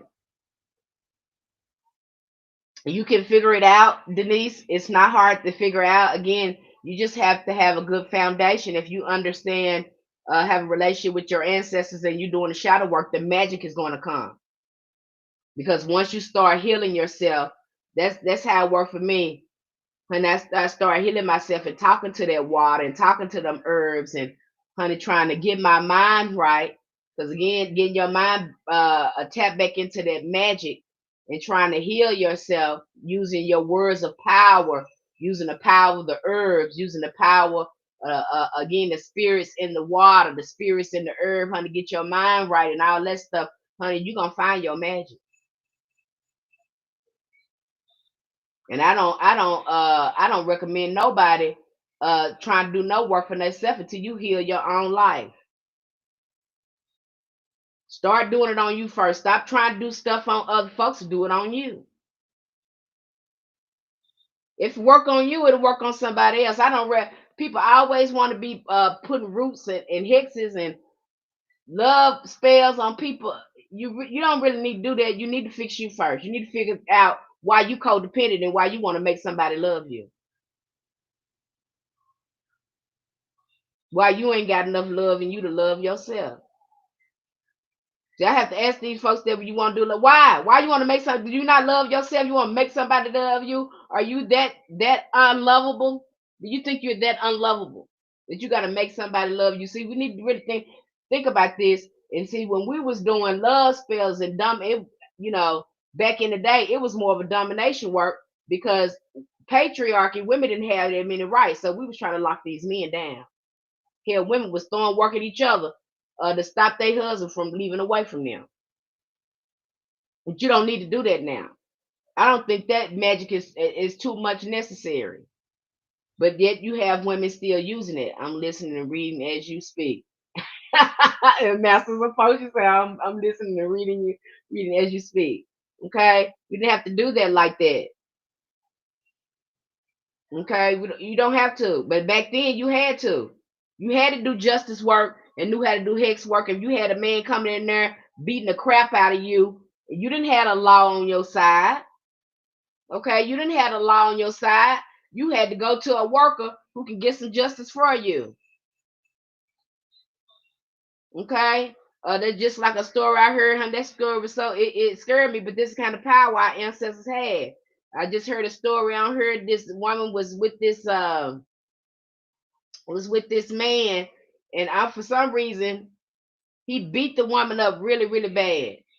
And the woman moved out, and she moved in with her mama. Well, her mama was a worker. Her mama was a practitioner. He went over there trying to get his wife back. She wasn't coming back. She stayed with her mama. And honey, some kind of way, which that story, it keeps repeating in my mind. The mom then made him a cane. Uh, it's made like a snake with his head in the snake mouth. The man is in love with the cane. It never dawned on him that the mama fixed him with that cane. He carries the cane for a little while. He go to getting sick, ain't gaining weight. They take him to the doctor. This man got a whole snake in his stomach. Doctor can't get it out. So if they get it out, they could possibly hurt the man. What they do, they had to take that man to a fixer. See, this how powerful that work is that we do. Okay? This how powerful it is.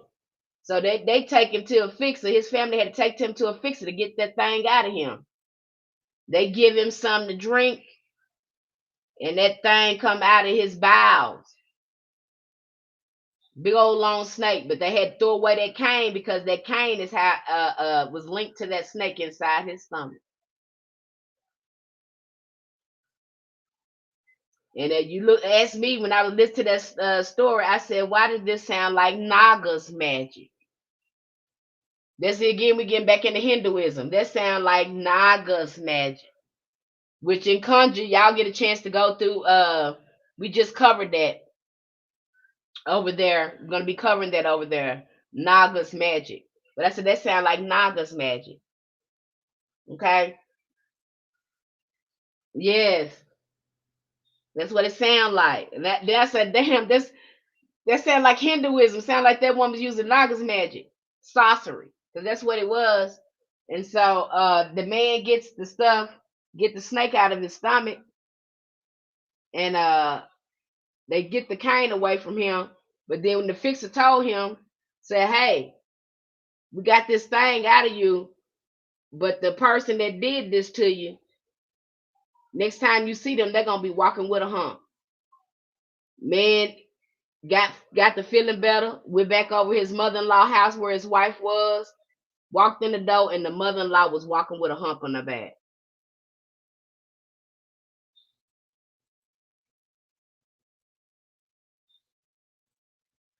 Okay, this how powerful this magic it is. That's why I said conjure is so different with sorcery. Now this one was a conjure woman. Now that's a true conjure woman that can do stuff like that. You see people doing stuff like that, that's conjure, that is sorcery. That's we already got a little necromancy in there when we talk to our ancestors. So I'm gonna say this is more of sorcery. That's more of conjure because she had to work with a spirit to do that. But it backfired on her, the payment, because now she got to walk around with that hump in her back like that. So you be careful about this work you do with people. You got to be careful what you're doing. I hope you looked into Pascal Beverly Randolph. You know what? I'm going to do that. I need to look into that. Thank you for bringing that up to me again, Masters of Potion.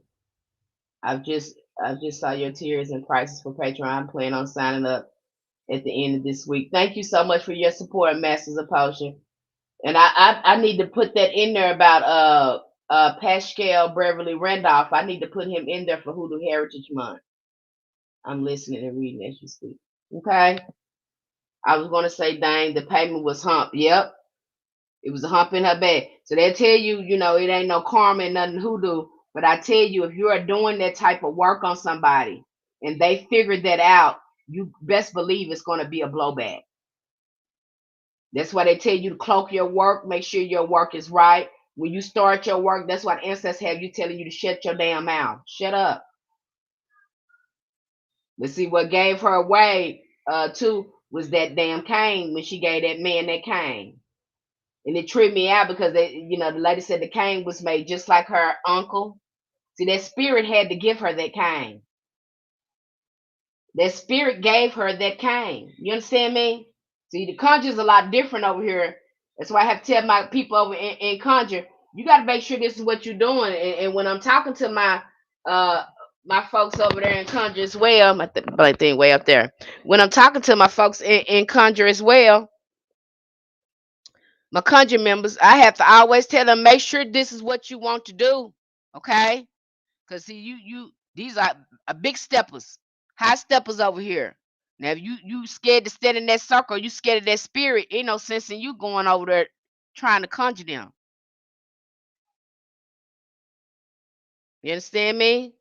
'Cause that's what conjure about. You're gonna be looking, depends on how you gonna evoke it, or how you gonna bring it up. I don't know if you're gonna use a mirror. We go out into that. How you gonna evoke that? But you looking at, you can't be scared, and that's conjure. Totally different from root work.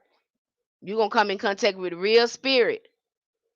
And if you ain't got, if you ain't did enough root work, you ain't did enough ritual, enough grounding in your ancestors, some of that stuff, it'll scare you. But you better know what you're doing when you over here conjuring up these spirits. I'm gonna give you all the information. I'm gonna give you the guidelines and the guideposts. But I'm also gonna tell you, ask your ancestors before you do it.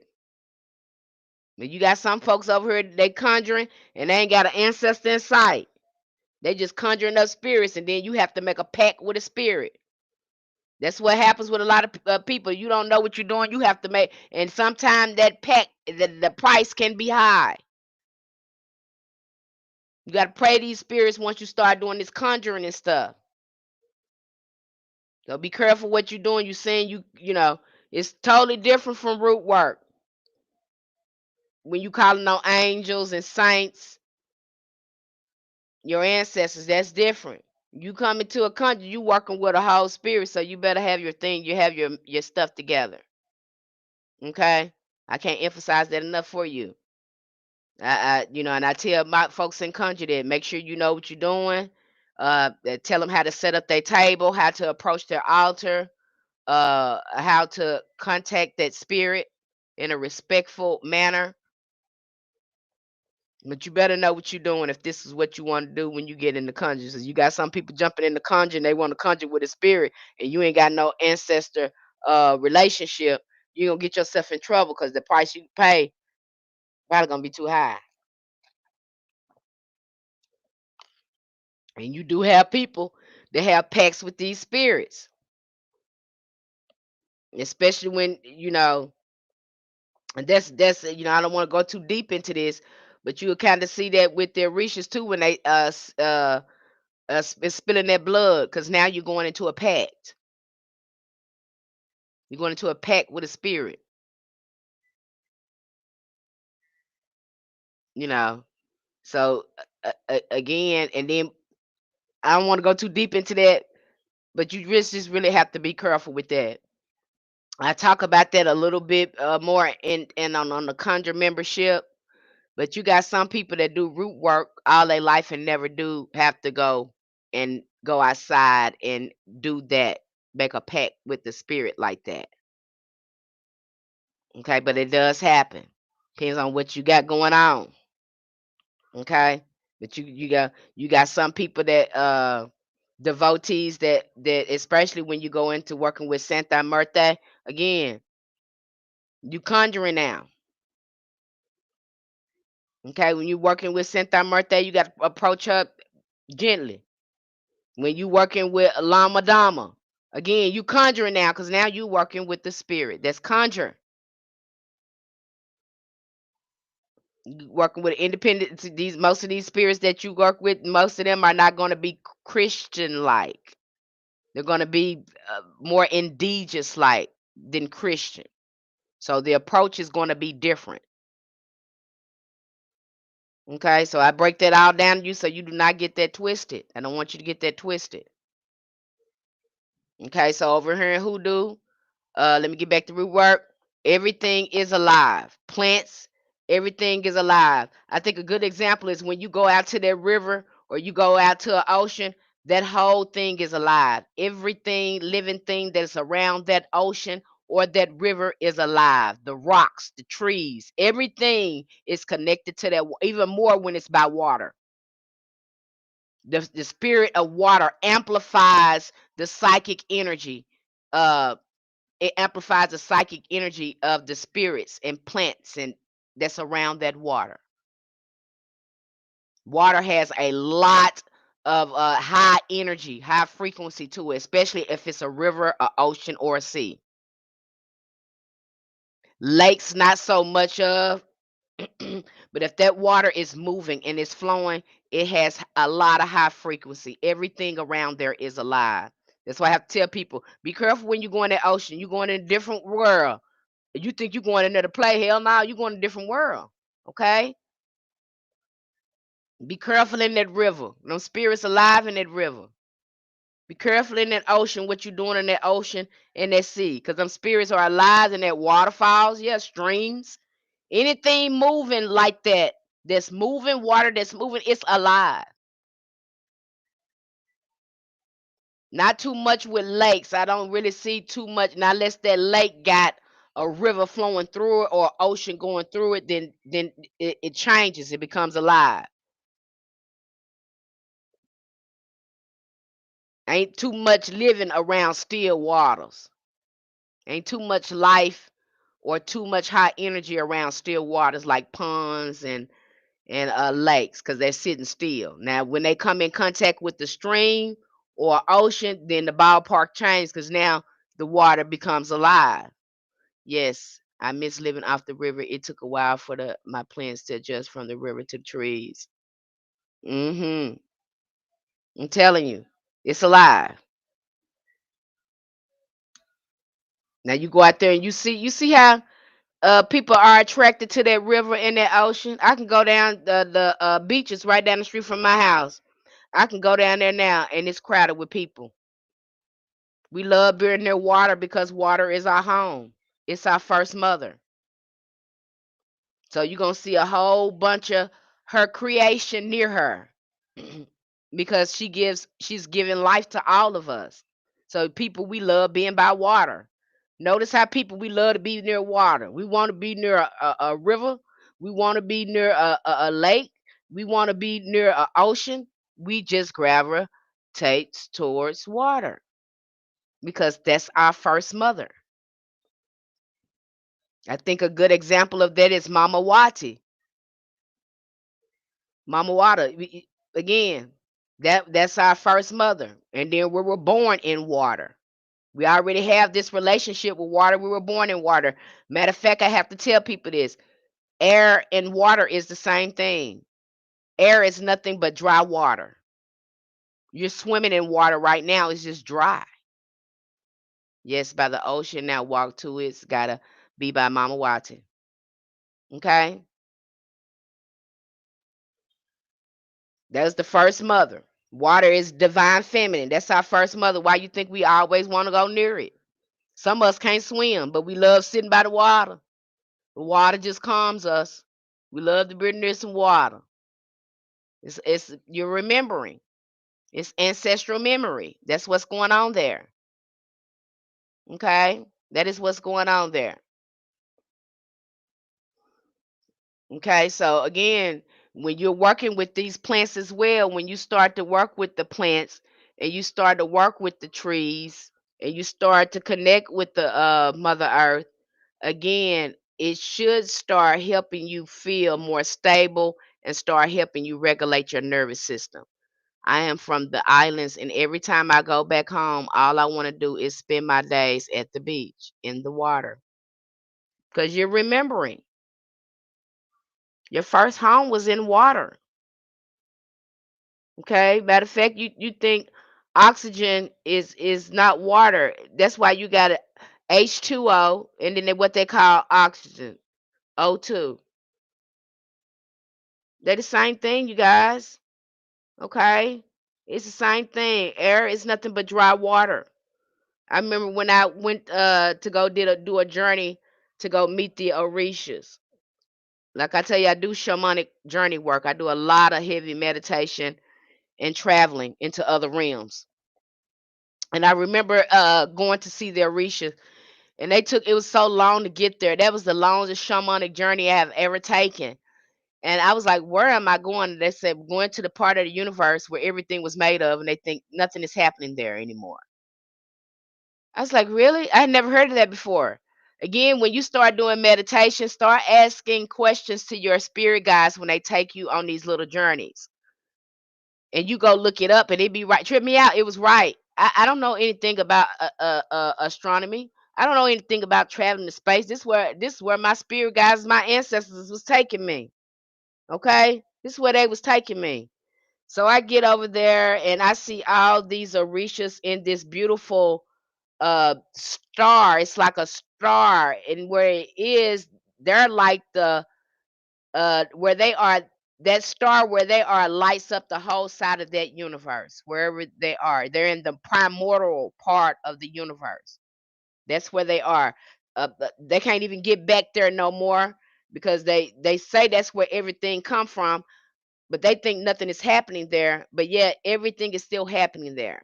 They can't get back there. See, I can't make this stuff up because I don't even got the language for it. This is what they was telling me.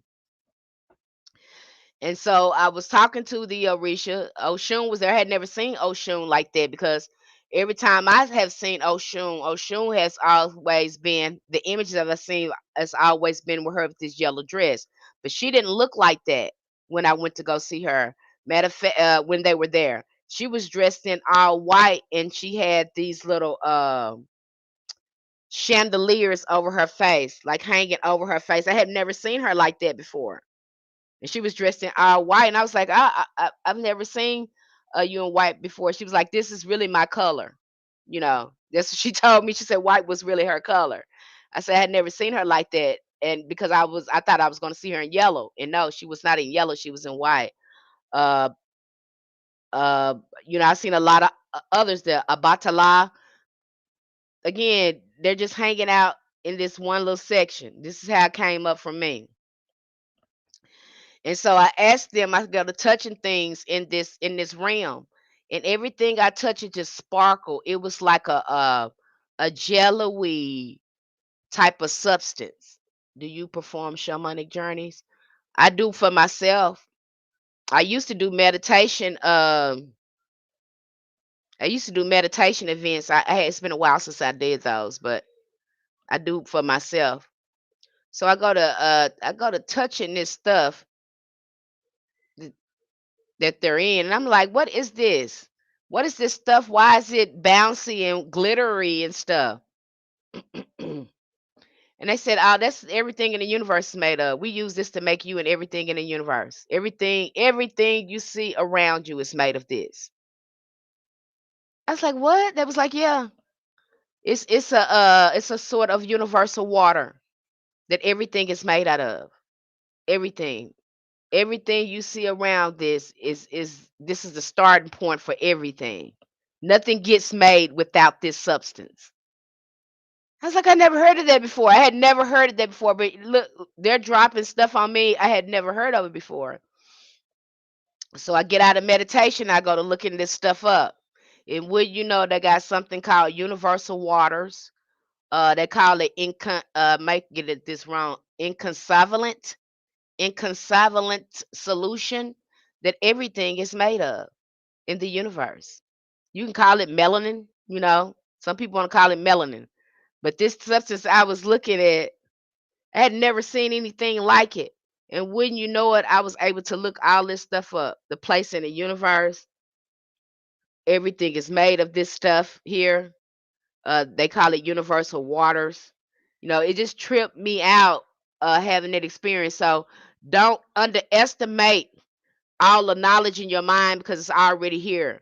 But you have to be willing to let go all that stuff and let your mind do what it's gonna do. It's already there. But a lot of us resist, and then we think we're making stuff up. No, it's already there. You just got to get in that computer, in the subconscious. Everything, the Akasha records, all that stuff is in there. Your ancestors, the Orishas, all of this is in your collective consciousness, in your subconscious. Once you make up your mind, you want to have this experience, it will happen. But you got to give yourself permission to have the experience. And it doesn't matter, is you making it up? Who cares? Who cares if you're making it up? Was you able to look up the information and it was right? That's all that matters. That's all that matters. Cause I guarantee you, once you make up your mind to have this experience, you're gonna go to having these. You're gonna have the same type of experiences, probably even more profound. Do you perform shamanic? She already asked me that. Yes. Okay. Probably even more profound.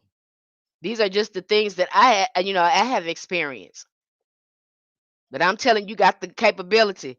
I think another book that helped me do this was Carl Jung and Shamanism. After I read that book, I was like, oh my gosh, we can do this with our mind. Okay. And again, when you're looking at shamanism, because we talk about shamanism is the first form of psychology. You already have this in you. Going to those other worlds, the upper world, the middle world, the lower world. Okay, you already have this in your consciousness. You already have this cosmology inside of you. Especially if you're an indigenous person like me, your mind is automatically going to open to that. But you're not going to trust it. Some of us don't trust it because we got this religious stuff going on. We following the wrong folks. We're following other people and not going within. You need to go within to get this knowledge. You ain't going to find it in nobody else. Okay, I like your stars and stuff on your ceiling. I love those too. Thank you. Okay. So you got to be willing. All the information is within. It ain't going to be within nobody. It's already in your DNA. You just got to give yourself permission to access it. And now, like I said, the book, I need to find that book too.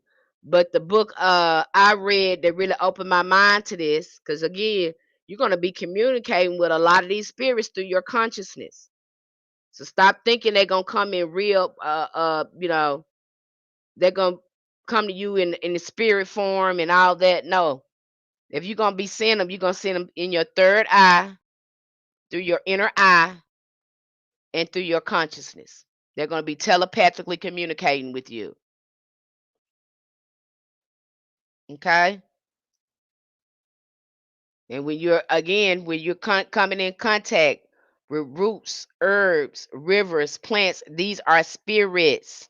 It's not just no rock, it ain't just no tree, it ain't just no plant. Get that out your mind. Okay? These are spirits. And sometimes these spirits, you'll see your ancestors, they will operate through these birds like crows. I always thought that crows to me always seem ancestral. When I see a crow, it just feels so mysterious and it just feels so much like the ancestors. Okay? So you'll get your ancestors again that will embody some of these energies. And matter of fact, they have so many stories saying that they come from nature spirits. These are some of our indigenous stories that many of our ancestors again was connected with nature spirits. I think one story, I don't know if I told you guys this story. This one lady was telling this story about her grandpa always knew a shortcut to get over the river, but didn't nobody know how to take that shortcut but him. And she said her grandfather knew how to call this giant snake that was in the river, and this giant snake would come up and let him drive over him to get to the other side of the river. She said it tripped her out because she was a little girl. She didn't think she didn't know how real it was until she grew up and she actually found, it really dawned on her that her grandfather was driving across a giant snake to get to the other side of the river. You even have some of our ancestors in those swamps that were friends with alligators. That's why none of them, when they went into the swamps, a lot of them, they were, didn't them gators bother them? Because some of them work with the spirits of the alligator. They could live in a lot of them swamps without problems. Yep, cows follow me everywhere, and birds, I know it's them. Yep. You had one young lady on here on TikTok. She was putting she was going out taking care of her nature spirits or whatever. She was putting had a little altars and everything out there. and she said her ancestors told her to put a cup of coffee out there outside. So she puts a cup of coffee outside. She goes out there to check on everything and tend to her garden. She go over there and she see a frog drinking the coffee. Like I'm telling you, these ancestors, they gonna come up. I had another practitioner. She said she had put some stuff on the altar. I think she got 2 or 3 dogs. She said, and the dog ate the food. I didn't want to eat the food. I said he didn't eat the food. The ancestors ate the food. So when you see your cats and your dogs doing stuff like that, don't get mad. Don't get mad. The ancestors is eating the food. Sometimes you'll have your kids. I had somebody said they had set some up there, and the kids they set some candy up there, and the kids ate the candy. And they got mad at the kids. Don't get mad at the kids because the ancestors sent the kid over there to eat the candy. They consumed it. Dog stopped right in front of me and look me right in the eye and say hi. See, I tell people ancestors can reach you through anywhere, anytime, through anybody, through anything. It's just no limits. When you see it, it will knock your socks off. It'll knock your socks off when you see it. And I'm telling you, it will knock your socks off. If you see how they can reach you, honey, baby, child, you'd be like, oh my gosh. It'd be damn near instantaneously when it happens. Okay, so when you see them doing stuff like that, they can reach you through anything, through anybody at any time. I've had people say, "Well, the dog ate my stuff." Well, no, that wasn't the dog because any other time that dog would have passed passed that offering up, wouldn't it? But this particular time, this dog decided to eat it. Who do you think told him to eat it? You don't think the ancestors told him to eat that? You'll have kids like that too. They just want that what's on there. And again, it is the ancestors again pushing them to eat it. You have some people that eat their ancestors, their eat their ancestors off so their ancestors can taste it. Sometimes they do that. They'll use animals too. So again, it's no limits to this, you guys. It's just no limits. That's why I say when you follow the ancestors, ain't no telling where they gonna take you. Ain't no telling, ain't no telling what spirit's gonna pull up on you. They might have. I'm telling you, I've seen it too many times. I've experienced it too many times. People are telling you, no, the Orishas are not in hoodoo. No, the Lords are not in hoodoo. But I beg to differ, because all of my ancestral base. Orisha's ancestral base, and so is the Lord's ancestral base. So if their ancestral base and our ancestors, they practice voodoo or they had relationships with the Orishas, you don't think them deities gonna pull up on you? It doesn't change because you're not initiated in the religion. It doesn't change. It doesn't mean it's not in there. You don't think that them Orishas or those lords gonna pull up on you. I beg you to differ. You might get up in here and you start seeing stuff. You be like, wait a minute now, because I'm not initiated. The ancestors don't care. Once you follow the ancestors, and they'll have you doing it right. Trip me out. They had me doing stuff. It was right. I ain't know nothing about that, but it was right. You follow ancestors, it be right. Now, how do you account for that? I can't tell you, no Orisha ain't gonna pull up on you. You start doing ancestor veneration. You might come into a ancestor that had a relationship with Ogun. You might come up on the ancestors that had a relationship with Elegba. I don't know what's in your bloodline. You don't either until you start talking to your ancestors. Nobody can tell you that. That's why you'll see in a lot of those religions, African spiritual religions, they start with the ancestors first. Nothing goes before the ancestors. They don't even talk to no deity or nothing before talking to the ancestors. Matter of fact, you ain't gonna be able to talk to no deity, talk to none of them until you talk to your ancestors. I'm just gonna tell you the truth. Okay, that might happen over here. They telling you that it won't happen. Uh, But look, that might happen over here. Okay, I've seen it happen to me. It happened to me. It happens to me. It happens. Nope, they block it. What do you mean by nope, they block it? For many practitioners, working with plant and nature spirits is an act of remembrance and liberation. And it used to be a time they didn't want us having certain plants. They would take us to jail and outlaw. They didn't want people of color having this relationship with plants. You were jailed if you had certain plants.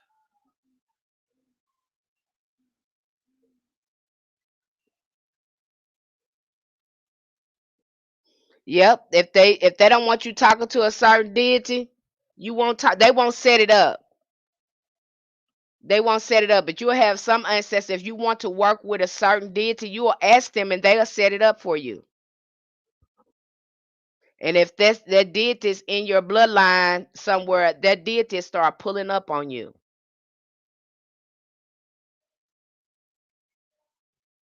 Okay, the ancestors will make that happen. I just seen it too many times. I've had the experience. They just came in and what we are talking about. I just came in. We was talking about plant spirits, and then I was talking a little bit about the Orishas and the Loas. What about mandrake root? We talk a little bit about mandrake root, but mandrake root is really popular in that geological location uh, within Europe. Now, a lot of people say it's just not a popular root in hoodoo. But you have people working with this mandrake root like it's a golem or egregor or like a doll baby, a little doll or something. Okay, that I'm seeing people work with the mandrake root like that, and that's more popular in the Wiccan culture like that. I just don't see mandrake root being used a lot in hoodoo. That's just I haven't seen that. Now I have seen it. Not to say that you can't use it. Not saying that you can't use it, but that's just not a popular root in our magic. Now I have seen it in the European magic where they have used mandrake mandrake roots for certain things, and mainly because it looks like a human. Hi, royal goddess. Mainly because it looks like a human.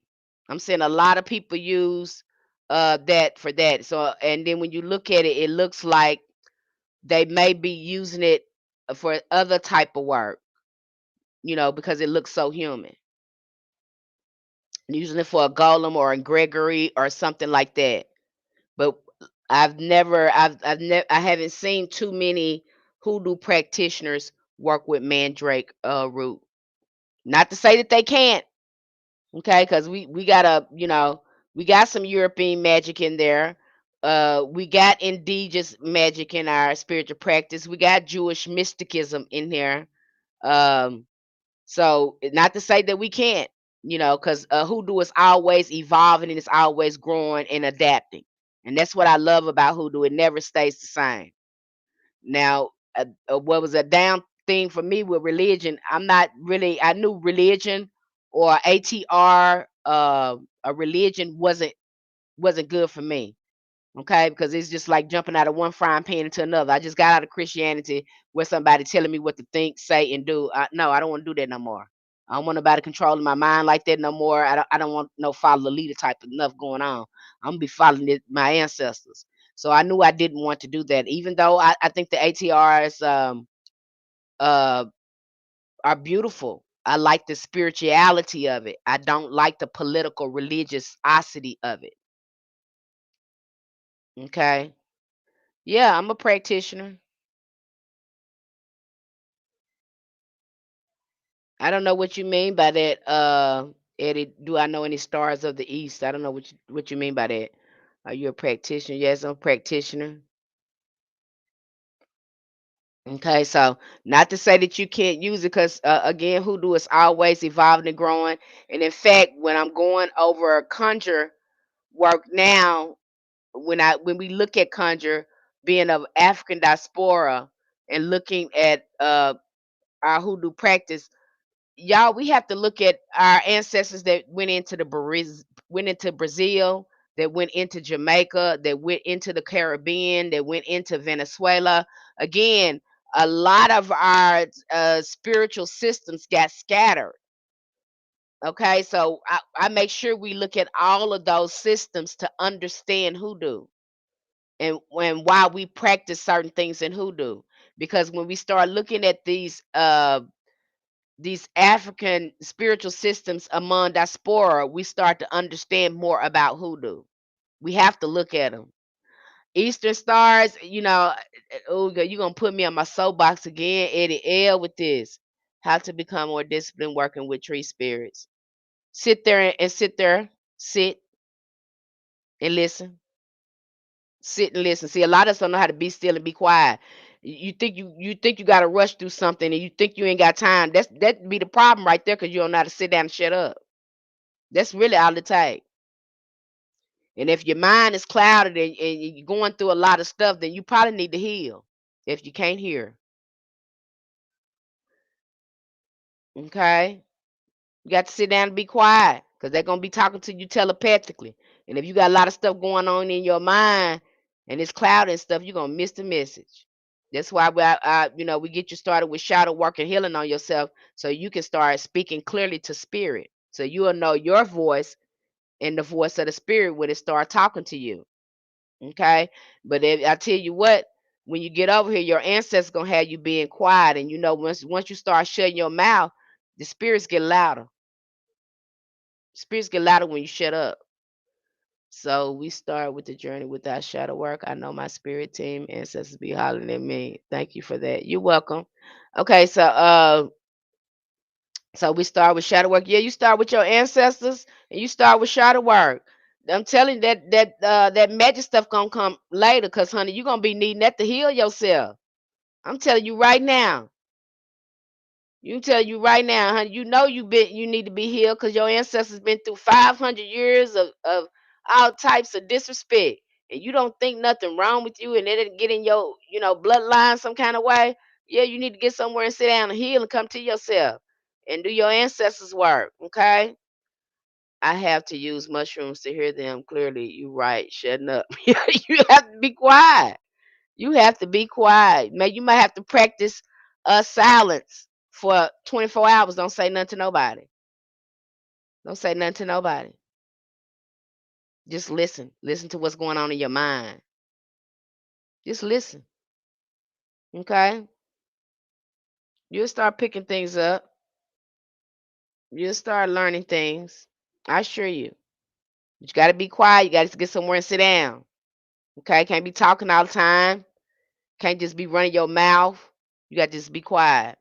Now, somebody asked me about the Eastern Star and the Masons. Don't get me started on this again. Okay, Eastern Star and Mason. Now I'm gonna talk about this again in short. I work from sun up to sundown, and I dream, but can't figure out what they mean. Are you writing them down? You probably need to be talking to somebody else about them, because I have that happen sometimes. People come to me, they don't understand their dreams, and then uh, sometimes I can help break it down. But sometimes you can start talking about your dreams out loud to yourself, and then they start making sense. Have you talked out loud to yourself? And I'd be like, damn, I'm interpreting my own dream. It didn't make sense until I start talking about it out loud. And then you start putting things together. Sometimes that helps me.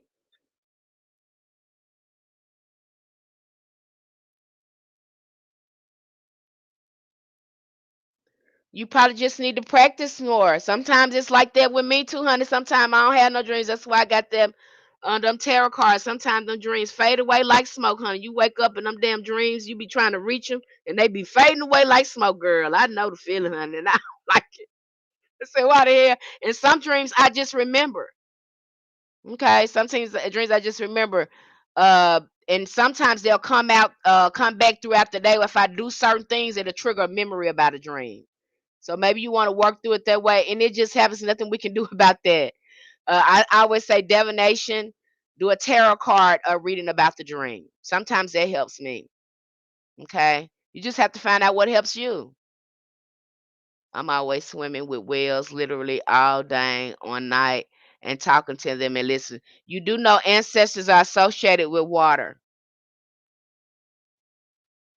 Every time a ancestor, a family member has came to me, they always have me by all this water. Every time I go see the ancestors, if I'm going to that realm, I'm always near water. Keep that in mind. Ancestors are associated with water. Okay, so who was asking me some? And you won't get it all, Black Widow. Just try to do a divination because I know them dreams. Them damn dreams fade away like smoke. You can also too drink blue lotus tea. You can either smoke blue lotus or drink blue lotus tea. You can also I do a mixture sometime with mugwort and blue lotus, and I'll smoke that. Or you can just drink you some blue lotus tea before you go to bed at night. When my mom came to me, she was near water, and she jumped in the water and swam away. That's how I see them. They always near water. When my auntie came to see me, again, she had me by water. She was by all this water. So the ancestors are deeply associated with water. Okay, that's how they came to me. They always by water, near water, in water. That's just how it showed up for me. So that is a big indication of ancestral contact. Oh my gosh, just saw a video on that today. Okay, confirmation. Today's the first day I've heard blue lotus tea, and I've heard it mentioned twice today. Drink that. That helped me with my dream. It's gonna help your dreams be more vivid. You'll remember them better. Just start drinking that blue tea, and again, talking to your tea, telling your tea what you want it to do. Be intentional when drinking your tea. Everything alive is alive. The herbs are alive. They are helping you communicate. Keep that in mind because we're going over plant spirits. They will help you. That's why a lot of people they going, they're using ayahuasca. They're using, again, this is plant medicine and plant spirits. They help you communicate with your ancestors. They're catalysts. It could be that too. Water signs. You got Scorpios too. We go into that. Scorpios are good with doing ancestral work. Scorpios are highly connected to ancestors, especially if you got a lot of Scorpio placements. I have a lot of Scorpio placements in my chart. I have a lot of Scorpio placements. It's unreal. I'm just like, damn, I got a lot of Scorpio placements in my chart. Somebody said, look into chaga mushrooms, masters of potion. Because again, when you communicate with these plants become a catalyst, a catalyst, a medium in helping you communicate with ancestors. That's why what you see in the Black Panther when he take that they take that flower, when he drink that flower or whatever that potion, they dropping gems on you right there. He goes into the realm of the ancestors. Same thing, you guys. Okay, so if you are a Scorpio again, uh, Capricorns, which we're dealing with Earth magic now. Capricorns are good is working with earth and trees and plants, plant medicine. Capricorns again, because you're that again, and I'm just going by your sun sign. I don't know all your placements. I'm just speaking from a regular earth sign, just generalizing here. But you would probably be good working with plant spirits, root work. Okay. So again, knowing how to work with these nature spirits, we're going into that deeper. If you're interested in knowing more about working with nature spirits, with plant spirits, and deepening your relation, because it's again, it's going to help amplify your work. Okay, that's what it's going to help do. It's going to help amplify your work. And now that we're going to be going through, because now we just went over the earth signs, which is the Capricorn, the Virgo, and the Taurus. Because when we're talking about plant spirits and earth spirits, again, we're talking about the earth signs too. So if that's something that you're interested in and you're earth sign, you probably want to go and listen to those lectures. They're going to be beneficial to you, especially if you have a lot of earth placements in your, sort of like Taurus, or you got some Capricorn going on in your chart, or you got some Virgo going in your chart. You just really good with plants. You probably want to go review those lectures. I wanted to get a house plant, just didn't know where to start. Just get something simple, something easy to take care of. I just started hugging trees this year. Beautiful thing to do to start again. They help you cleanse your energy, getting you in alignment. So that's good. That can help you get rid of a lot of energy that's holding, that's heavy on us as well. It's an herb known for the highest melanin content and is known for encouraging lucid dreaming. Okay, so Masters of Potion recommended chaga mushroom and said that it's a herb known for its highest melanin content and is known for encouraging lucid dreams. So you probably want to try that one as too. But you have some plants and herbs that again encourage lucid dreaming.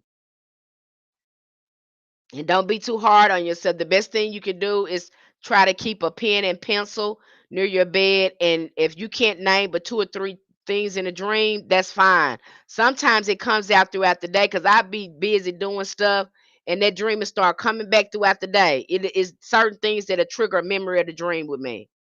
I don't know. That's how it works for me sometimes. And then sometimes I don't know if I dreamed it or I had a vision.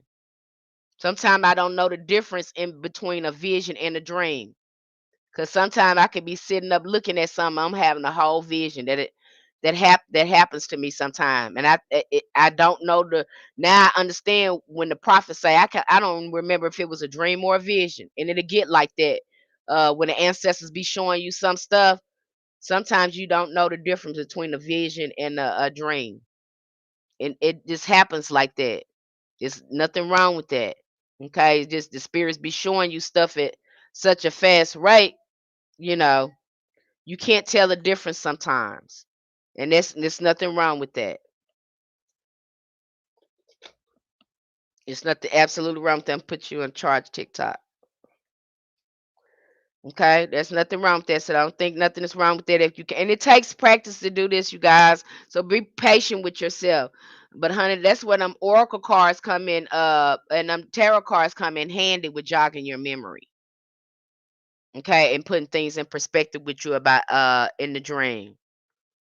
Okay. So again, honoring the plant spirits, they're really important. And just like Master Potion said, they even again they can be catalysts with helping you with your spiritual communication as well. Again, they are networking, helping you contact your ancestors as well.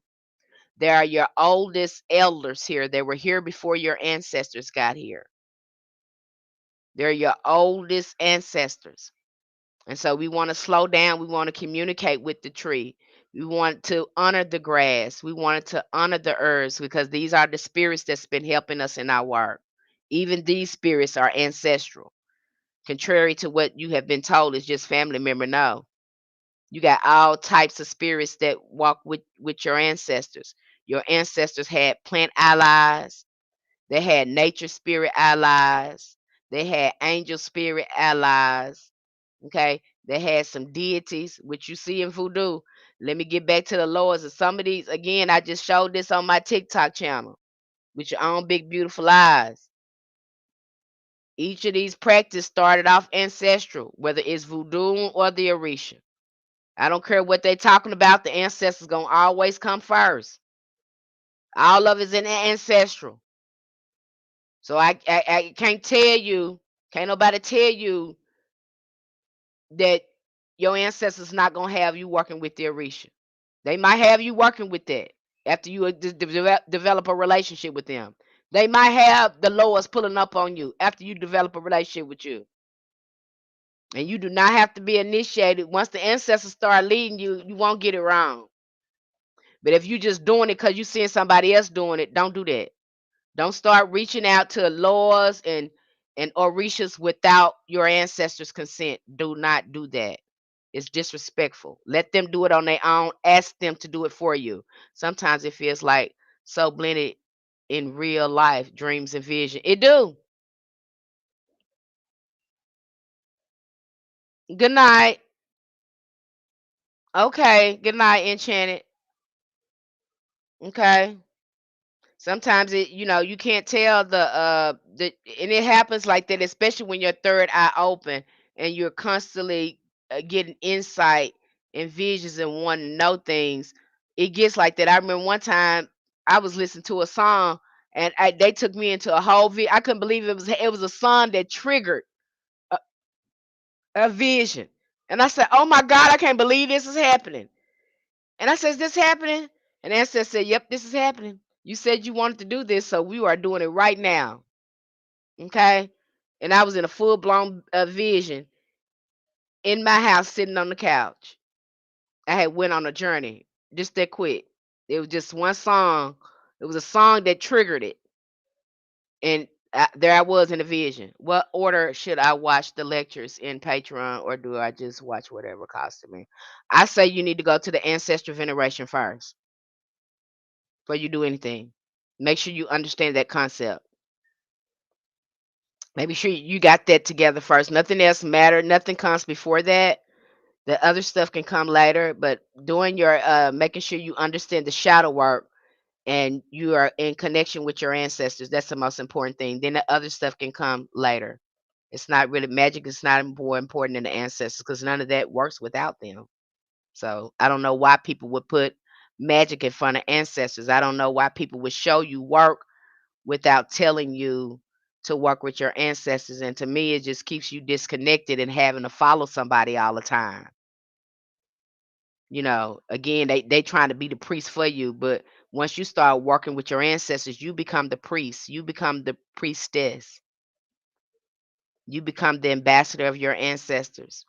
There's no middleman. You are it. And so, I think that's a better way practitioners can put you again, give you a more solid foundation, not showing you work or magic, but again, helping you communicate with your ancestors, um, helping you do shadow work, and then later helping you understand why we using things in hoodoo. Okay, it makes so much sense when it's like that. Now, somebody asked me about the before I close this thing out, because we have covered a lot about plant magic. Some of you guys have beat me to the punch when we talked about earth signs. So, any questions for me? They got they got on my case about that I had me crying tears they first. Okay. Do your ancestors work first? Don't even, I don't recommend picking it up. It don't even make no sense for nobody to be showing you that and not talk to you about your ancestors. To me, it just doesn't make sense. And I'm telling you now, I didn't do no magic with my ancestors at first. And I came to them with a problem. We talked for a long time and I was telling them what was going on with the family and just blase blase. Just like I'm talking to y'all. I was just blase blase blase. Just talking, talking, talking. And then I had a problem with the law. And I told them ancestors, I said, hey, these folks racist, honey. These folks is trying to get me for this and this and that, and I don't have this money. And you know how they do ancestors. They just try to pick on us. And I just talked about our experience here, being people of color. And honey, it wasn't 2 days later, somebody called me on the phone and told me they had extra money for that ticket. That's how the ancestors work. I ain't do no magic. I didn't light no candle. I didn't do nothing. I ain't do no open my mouth and start talking to them. And see, that's a lot of what happened. When you got a relationship with your ancestors, you won't be hardly doing all that magic. You just won't be doing it because you will be in alignment. You'll have a regimen. You'll be getting up in the morning saying your protection psalms, or doing what you're supposed to do to keep yourself regulated or whatever. Uh, you won't be doing a whole bunch of magic like you think that you will be doing because you will be in alignment. It won't be necessary. Then you'll have a relationship with these spirits and they'll be moving things around for you. What does it mean when a hummingbird keep coming to your house? It's supposed to be a good sign, depending. I would do a little bit more research on that. What's the meaning of hummingbirds? It's supposed to be a good sign. What about fire signs and herbs? Now we go into that earlier. We're gonna cover that. We covered that. I think this coming up this week or next week. We're covering the fire signs. So I'll come back here and talk about more about the uh, each sign. I'll come back and talk about each sign and the benefits and the herbs that are associated with water, with the water signs, with the air signs, with the fire signs. So yeah, I'll be coming back again this week, and we're gonna cover it. I'm gonna give you a general discussion of the lectures that we cover over there. But if you want to get the full lectures of air magic, water magic, fire magic, and you're a fire sign, earth sign, water sign, you probably want to get over there because we're going to be covering all that. It'll be this week. I know that I have to let my Patreon members, they have to listen to the lecture and all that first, and then I could usually come and share it with you guys. And I usually come on around 8 p.m. Central Standard Time for you guys. I'll try to keep you as posted as best I can. Cause I never just really know, and I don't like to get out of order with this. Yeah, I don't know, but it will be soon. Okay, it should be this week sometimes, but you'll know because I'll have it up here the way I have it up here now. Plant spirit, earth magic. The way I got this up here now, you'll see it. But I always try to come here and kind of give y'all a general information of what we're sharing over there, in case you're interested in learning more, to let you know what's going over there, what we're teaching, and what we're covering. Okay, so you can understand the fullness of it. Now, somebody asked me about the Masons and the Eastern Stars. Now, what I got to say about that, and I'm gonna start from the Prince Hall Masons, and some of you already heard me say it, so I might be repeating this for some of y'all. But you got to remember that Prince Hall Mason said that that man come from Europe, and yet he developed a African lodge with freed men of America. One None of them people that opened that lodge was from Africa, none of them. And so when I'm looking at these lodges, to me, and you see what's going on now with some of these celebrities, you know, I just think it's all boule, because again, their allegiance is to the lodge, not to their ancestors. And it is, to me, the way the ancestors explained it to me, when they brought masonry in the church, they pushed hoodoo out. The church had power when hoodoo was in the church. But when you had people start to become masons and stuff, they pushed hoodoo out of the church. Okay? But long as we had hoodoo in the church, it was more ancestral. We had a more connection with our ancestors. And when the Freemason came into the church, they started preaching prosperity and all that other junk. Okay. But when you see these people, some of our ancestors that then got into Freemasonry and all that stuff, their allegiance is to the lodge, it's not to the ancestors no more.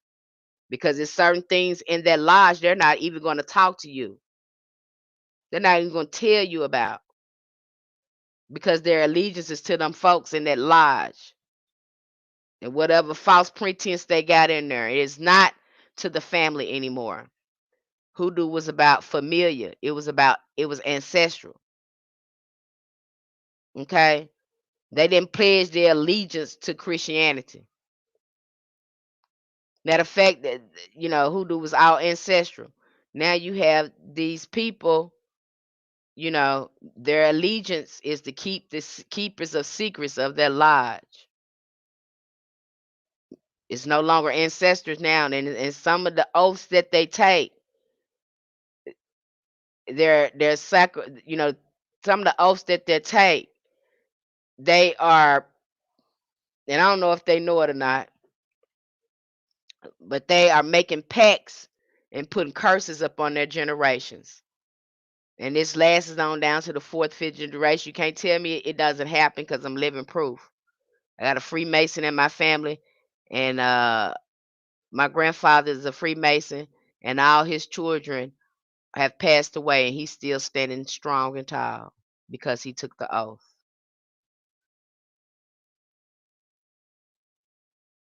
Not telling you nothing I heard. I'm telling you what I live. I'm constantly praying. I'm constantly doing. It's heavy work to do when you have a family member to go in there and do that. And all my family members are dying because of the things, the oaths that they take. You got some dying of respiratory problems because that's one of the things that oath they take. They would rather cut out their eye, their tongue, their stomach, and all that. And so when they're doing that, taking these off like this, these that stuff is going towards their family.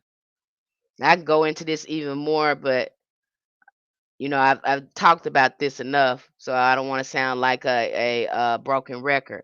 This is a real thing that they do, and they can tell you it's making them a better person. Y'all got to go up in there. Again, this is phallic worship, okay? And with the Eastern Stars, they wouldn't be Eastern Stars without the Masons giving them a platform. So you got a Mason over, there's always a Masonic lodge over the Eastern Stars. They don't function alone. Okay. So when you get these, I don't care what they saying, I don't care what they saying. Like the ancestors already told me. Them folks go up in there and they take an oath to that lodge. Okay. They would rather die or anything else before they divulge any secrets in there. So it's no longer about the ancestors anymore. And that started happening when they brought again Freemasonry up in church. The church was more powerful when Hoodoo was in there. But then they started taking these oaths and doing that 501c and all that kind of stuff, bringing the government in there, and it compromised the integrity and the power of the church. That's what the ancestors told me. Now and I don't care what they saying. They'll tell you, no, it make us a person, good person, and all that. Well, why the hell you taking these off? You would rather die than tell what's going on up in there. You won't even tell your family and children. And why you threatening to cut out your eye, your throat, and all this stuff before you divulge anything? And then before you know it, you got family members dying of stomach cancer or respiratory problems. They having headaches. They got neurological problems. They having seizures because you just stood up in here and took this out. And then why your life is a hot damn mess and all this stuff, you having marital problems and all this stuff. Once you get up in masonry, y'all whole damn life turn into hell.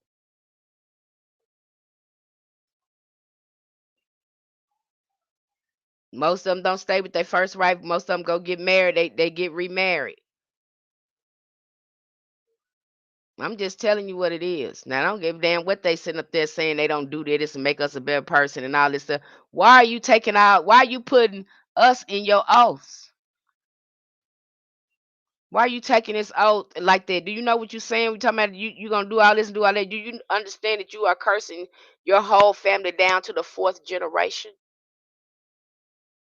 Your allegiance is not with the ancestors anymore. Matter of fact, you left your ancestors behind, and now y'all doing phallic worship.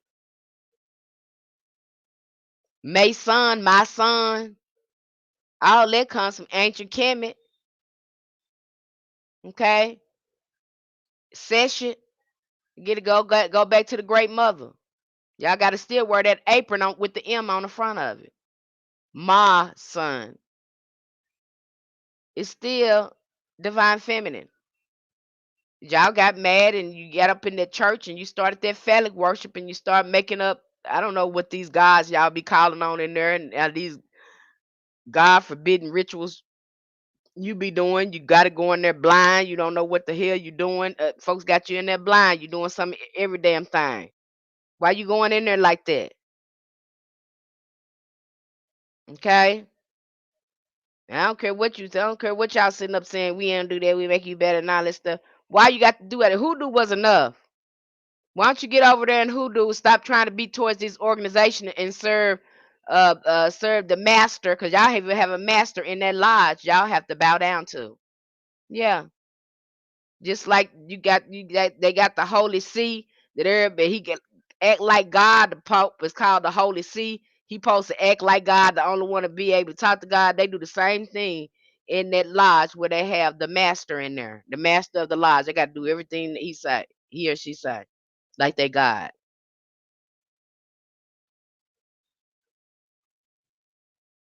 And then they hang themselves symbolically to rid of the ego.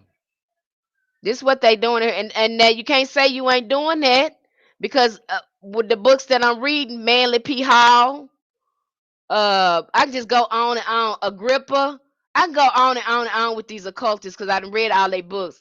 All of them was Masons, so you can't tell me you're not doing that up in there, because these Masons leave out of there and they start writing these occult books about what y'all was doing in there. So stop it. Just stop the lies. Stop the lies, because y'all tell it on yourself, because you have these occultists like Aleister Crowley, Manly P. Hall, Agrippa. I can go on and on and on. They come right out of there. It was the man, even the man that wrote the Chaos Magic. What's his name? Phil Hine. Me and Masters of Potion was talking about him. They go right out and they write these damn magic books. And they were, again, Masons, Freemasons. So you telling the lie, you telling me you ain't doing that, because if you weren't doing that, these people wouldn't be coming out here writing these damn books. Very thorough books about working with these spirits. In fact, they're doing high magic. They have watered it down into some high magic. Now y'all doing these ceremonial rituals together. Yeah, but the way they doing the sacred goddess, you right, the way they doing the Eastern Star now, it is not about divinity. Especially when you have a Masonic lodge over the Eastern Star. That ain't supposed to be like that. Okay, it ain't supposed to be like that. Now they didn't watered that down. I'm telling you, they have watered that stuff down. Now I haven't met too many women in the Eastern Star or the occult written any magic books per se. I haven't seen that, but there sure are a lot of men out there that write this stuff. You understand me? And they been in the occult. You can't tell me this ain't what you doing, because you too many of y'all writing these books, and you're very thorough. So I know, you're very thorough. So you can't tell me that ain't what you're doing. Okay, that's what you're doing. And Eastern Star, women, you need to come among them, because that science belonged to your great mother, and you got somebody giving it to you watered down and bastardized it. So I don't know how good it's doing you. You got a man giving it to you that's bastardizing it. That's not in its original form, organic form. They had to water down and bastardize it for them to be able to work it, because all of it is divine feminine. Why you think they got to walk around with that apron on, with that M in front of it? Aleister Crowley had to eventually go back to the Kemetic science with Thoth. See? And then that Thoth ain't, you got to remember too, Thoth is Greek. Thoth is not original Nubian Kemetic. He's not. Seshet is the one who created writing and mathematics. Thoth wouldn't be nothing without Seshet. It's just, it don't happen. And then they wrote him in that. He is Greek. He is not a original Kemetic deity in there. When you're looking at Newt and you're looking at Basset, these are the original ancient Kemetic deities. When you see them putting these men or these, you know, male type of guys in there, that is them writing themselves into the matriarch spiritual science. I'm just gonna keep it real with you. Seshet is older than Thoth, but then they're gonna credit him for writing and all that stuff. Yeah, men credit him for writing for men. But Seshet invented writing. She invented mathematics. She invented the measuring. Thoth wouldn't be able to read, write, do shit without Seshet. That's what I'm telling you. I don't know why they don't mention her. That's why I said people, get off Thoth, because Thoth ain't did nothing. He's a Greek. made up type deity. Go back to, if you look at Seshet and you look at Thoth, you're gonna wonder why the hell you was even looking at Thoth. Thoth is not where the juice is. Seshet is where the juice is. Thoth is nothing without Seshet.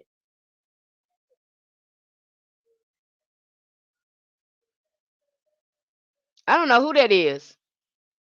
I don't know who that is. Again, this Thoth is not real. I don't know why people on him they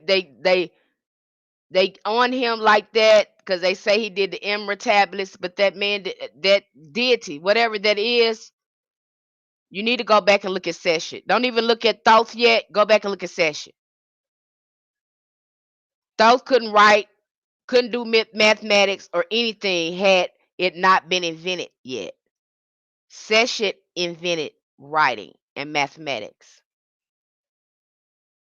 sciences. You need to go back and look at that and don't stop looking at Thoth. That's the patriarch stuff. The patriarch's giving you that, and that's a lie. I'm trying to tell you that now. Okay? That's that. Go back and look at Session because everything they got from the divine feminine. And they tried to erase Session, but see, they still use this science in the Freemasons. But then they made it a man and this Thoth or whatever. Again, that's Greek. That's not ancient Kemet. Thoth is not Kemetic. I'm just telling you the truth. It's not ancient. Go back and look at Session and then go back and look at Thoth. And they've been hiding her behind a Thoth. But Thoth didn't create no writing. He didn't create no mathematics. That he's not even important. Only men is talking about Thoth. They made that up. They made that up. I'm just gonna tell you the truth. They made that up. Because everything comes from the divine feminine. And I show you because we're gonna decolonize it over there in our community. I'm gonna decolonize it. I'm gonna take the misogyny out of it. You're gonna get the real truth over there. I'm not gonna play with you. Okay, that's made up. We go into the Kemetic science because none of them can talk about the occult or the tree of life or the Kabbalah without going back to ancient Kemet. They got to go back to those great mothers. Got to. That's where it started. Even Manly P. Hall, when we break down the secret teachings of all ages, man, I show you where Manly P. Hall tell you himself that they got this all from women, and that's why the Pope have to walk around in that dress because the only way he can get divine authority is through the divine feminine. That's why he walks around in that damn dress like that. That's why they have to wear that apron like that. They have to give some recognition to the divine feminine to even tap into that power.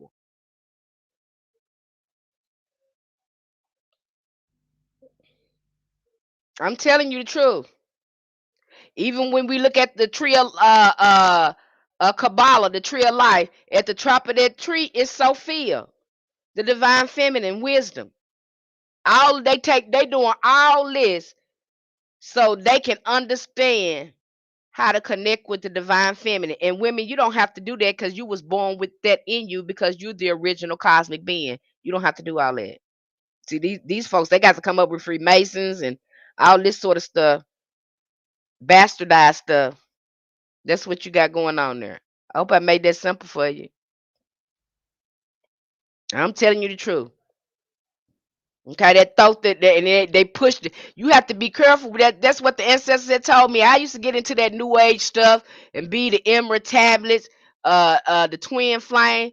Ancestors, if you don't get yourself somewhere and sit down, hoodoo is enough. Sit down.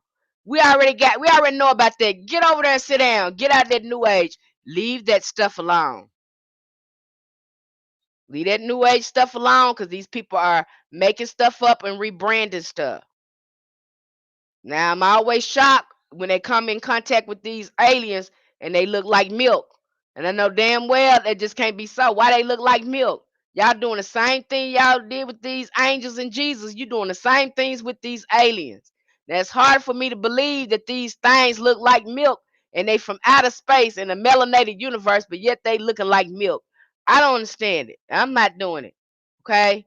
Now you can play over there with that new age stuff if you want to, while they rebranding stuff and renaming stuff that's old, and they like to come up with that term is neo-pagan. They come up with that. They know when they tell you it's neo-pagan, they telling you that it's come from your ancestors. So they come up with these fancy words. This is like I just told y'all about chaos magic. I didn't think chaos magic had nothing to do with us. The ancestor said, yes, it do. You better open up that book and look at that book. I said, but that don't sound like you had nothing to do with us, ancestors. I opened up that book. That book looked like chaos magic, looked like hoodoo.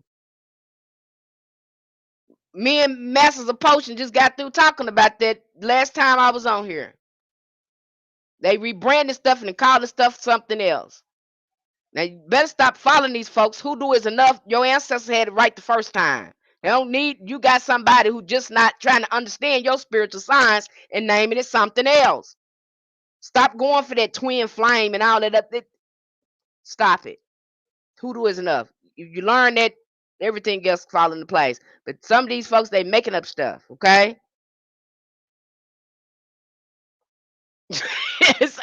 Yeah, that's the second God said, yeah, leave that stuff alone.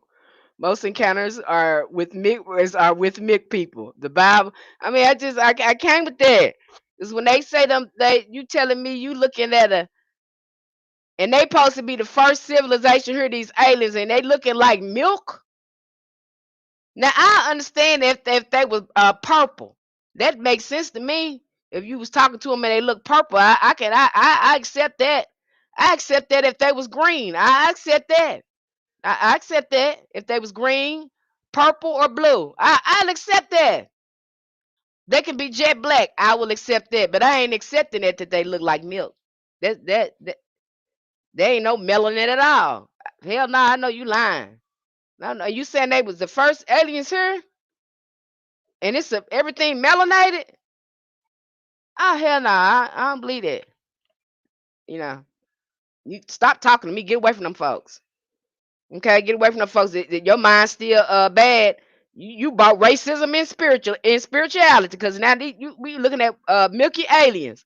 You know, and I never forget what and I'm not a fan of Islam or Muslim, but I never forget what Elijah Muhammad said when he came in contact with aliens because he wrote a book on it.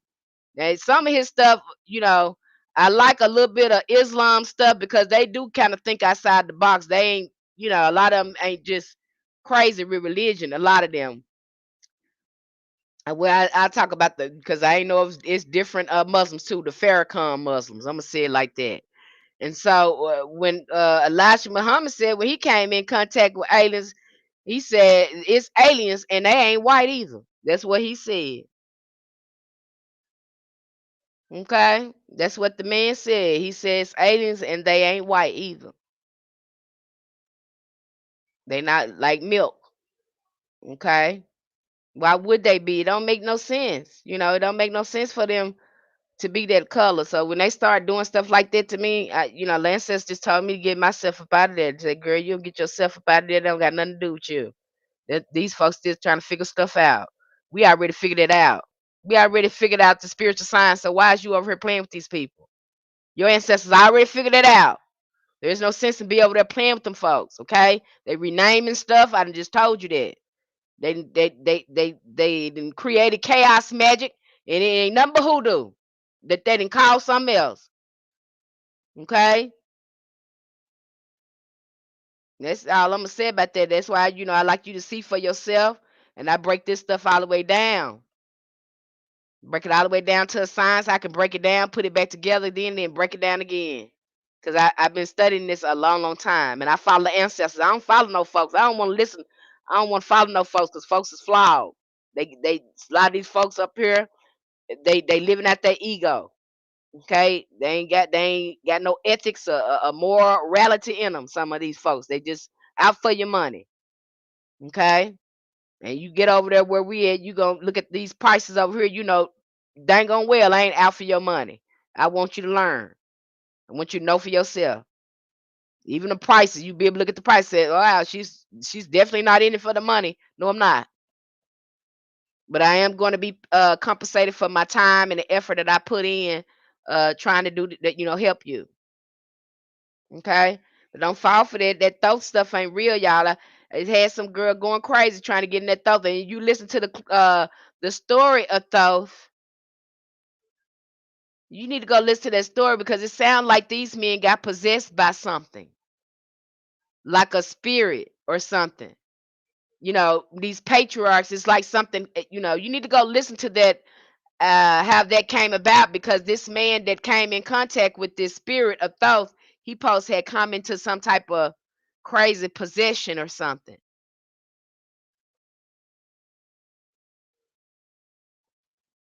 I like to listen to Elijah Muhammad. Now I like to listen to Elijah Muhammad read his books because he truly had some wisdom going on with him, and he had some experiences that were very spiritual and not religious. That's what I like about reading Elijah Muhammad books, because he has these spiritual experiences that seems authentic to me. So, and they're not religious, they are experiences, and so that's what I liked about reading his books. Okay, 'cause he talks about him coming in contact with aliens. He talked about what happened in the 40s and 50s when he was talking about these aliens, and then these aliens swarmed over the White House. They took Elijah Muhammad to jail because they thought he had something to do with the aliens coming there, because he explained how the spaceships looked and everything and when they was gonna come. And they took Elijah Muhammad to jail. FBI picked him up and questioned him about the aliens. Did you know that? Because he was well aware, explained it to them and everything. Did you know that? Did you know that? How many of y'all knew that they picked up Elijah Muhammad when he told them how that them spaceships look, how big they was, when they was gonna come, and all that? They picked up Elijah Muhammad and questioned him about them aliens because they thought he had something to do with it. Yes, you need to go look that up. They took him to jail. He was the first one that talked about it in the religious sphere. He talked about that and wrote a book on it, talked about his experience, how they start coming to him. Now I love to read his stuff because he talk about his spiritual experience. This is beside the religion. But something definitely happened. He had an experience. And that scared the White House so much. I think this happened within the 40s or 50s. I mean, them UFOs was all around the White House. They picked up Elijah Muhammad and they questioned him about it because he knew too many details about it. And they was wondering how did he knew, they was trying to figure him out. But truly that man, he was coming in contact with a greater wisdom. He really was. Okay, so go look that up for yourself. Like, I've been reading this for a long, I've been, I study, I read all the time, and I don't see why people not talking about that more. I'll probably do some type of documentary on that, or maybe talk about that on TikTok somewhere. But hey, yeah. But he was coming in contact with aliens. He scared the hell out the White House, baby. When all them damn UFOs surrounded the White House, they was the first person they picked him up and questioned him. He has the most. He has the most detailed information when it comes to UFO and things like that. I want to talk to somebody who look like me. Okay. He seems to have more details and more information about that subject. If you're interested in that, something was really hey, he has information on it. It sounds pretty accurate to me, so you probably want to look into that if you're interested in that. Okay, so I'll be coming back here soon. I think the next subject we'll probably be covering is probably water. We'll probably be covering water spirits. We're definitely gonna cover air spirits. And that's gonna again for the water signs, for the air signs, for the fire signs. We will be coming here with more information and discussions about that. Be looking out for me on the weekend because we'll be doing a live stream more about Hinduism. Someone wants to share more about Hinduism and what did she else you want to, and the Vedic astrology. So we'll be talking more about how they got up in there. So again, stay in tune because I'm gonna always be dropping the truth to you guys. I want to see you grow. Uh, and see you, just get along real good on your hoodoo journey. And if that's something that you're interested in and knowing the truth, and having a good relationship with your ancestors and having a solid foundation in hoodoo, join us on Patreon, because I'm gonna give it all to you, and you can go at your own pace. Okay. How about the sirens and mermaids? We talk about that too, girl. I'm glad you brought that up. We talking about that too over there. Yeah, we talking about that too over there. Because again, those are water spirits. So yeah, we talk about that over there too. Okay. We break it down and let you know what these spirits are, and what spirits are in there. And then with the conjure membership, we go even further, because you get to work with the dukes, because you got the again you have these dukes and dominions that's over the elements as well. So you learn how to work with these different kings and dukes that's over these elements. We just go real deep with it. You get a lot of information, a lot of insight, so you don't be confused. Is anybody have any questions for me? Because I kept you guys a little while. Do you have any more questions? Because I'm gonna come back and I'm gonna explain some things to you. If you want to know more, join our community. But I always come back and I show more, share more with you, just giving you more clarity, just helping you, giving you as much support as I can. Okay. I ain't gonna show you no work, because that's for your ancestors to show you, but I'm sure gonna give you the fundamentals of hoodoo. You're gonna get the fundamentals here. Okay. All right. I don't see nobody asking any questions. I'll be coming back soon, probably tomorrow, and we'll talk about something else. I don't even know what I'm gonna talk about tomorrow. But we're gonna talk about something else. It's probably gonna be, I think the next subject we're covering is water spirits. But I'll definitely be coming back here, sharing some more fundamental information with you. Again, strengthening you in your hoodoo, helping you comprehend it more as a science. Okay. Love you guys. You guys take care. Thank you. Thank you, YouTube family. I'll be coming back here sharing some more. And Master Potion, I'm gonna look that up right now. But that just didn't cross my mind. That Pascal, what is his name? I'm finna go down here and copy this thing that you just said up here. Where is it at? Cause honey, I'm gonna take this thing. Honey, I can't even find the comment. There it is, right there. It ain't gonna let me copy it. Lord have mercy. It won't let me copy it. But let me show it. Yeah, it ain't gonna let me copy it. Let me write it down right here, cause I'm gonna look this up.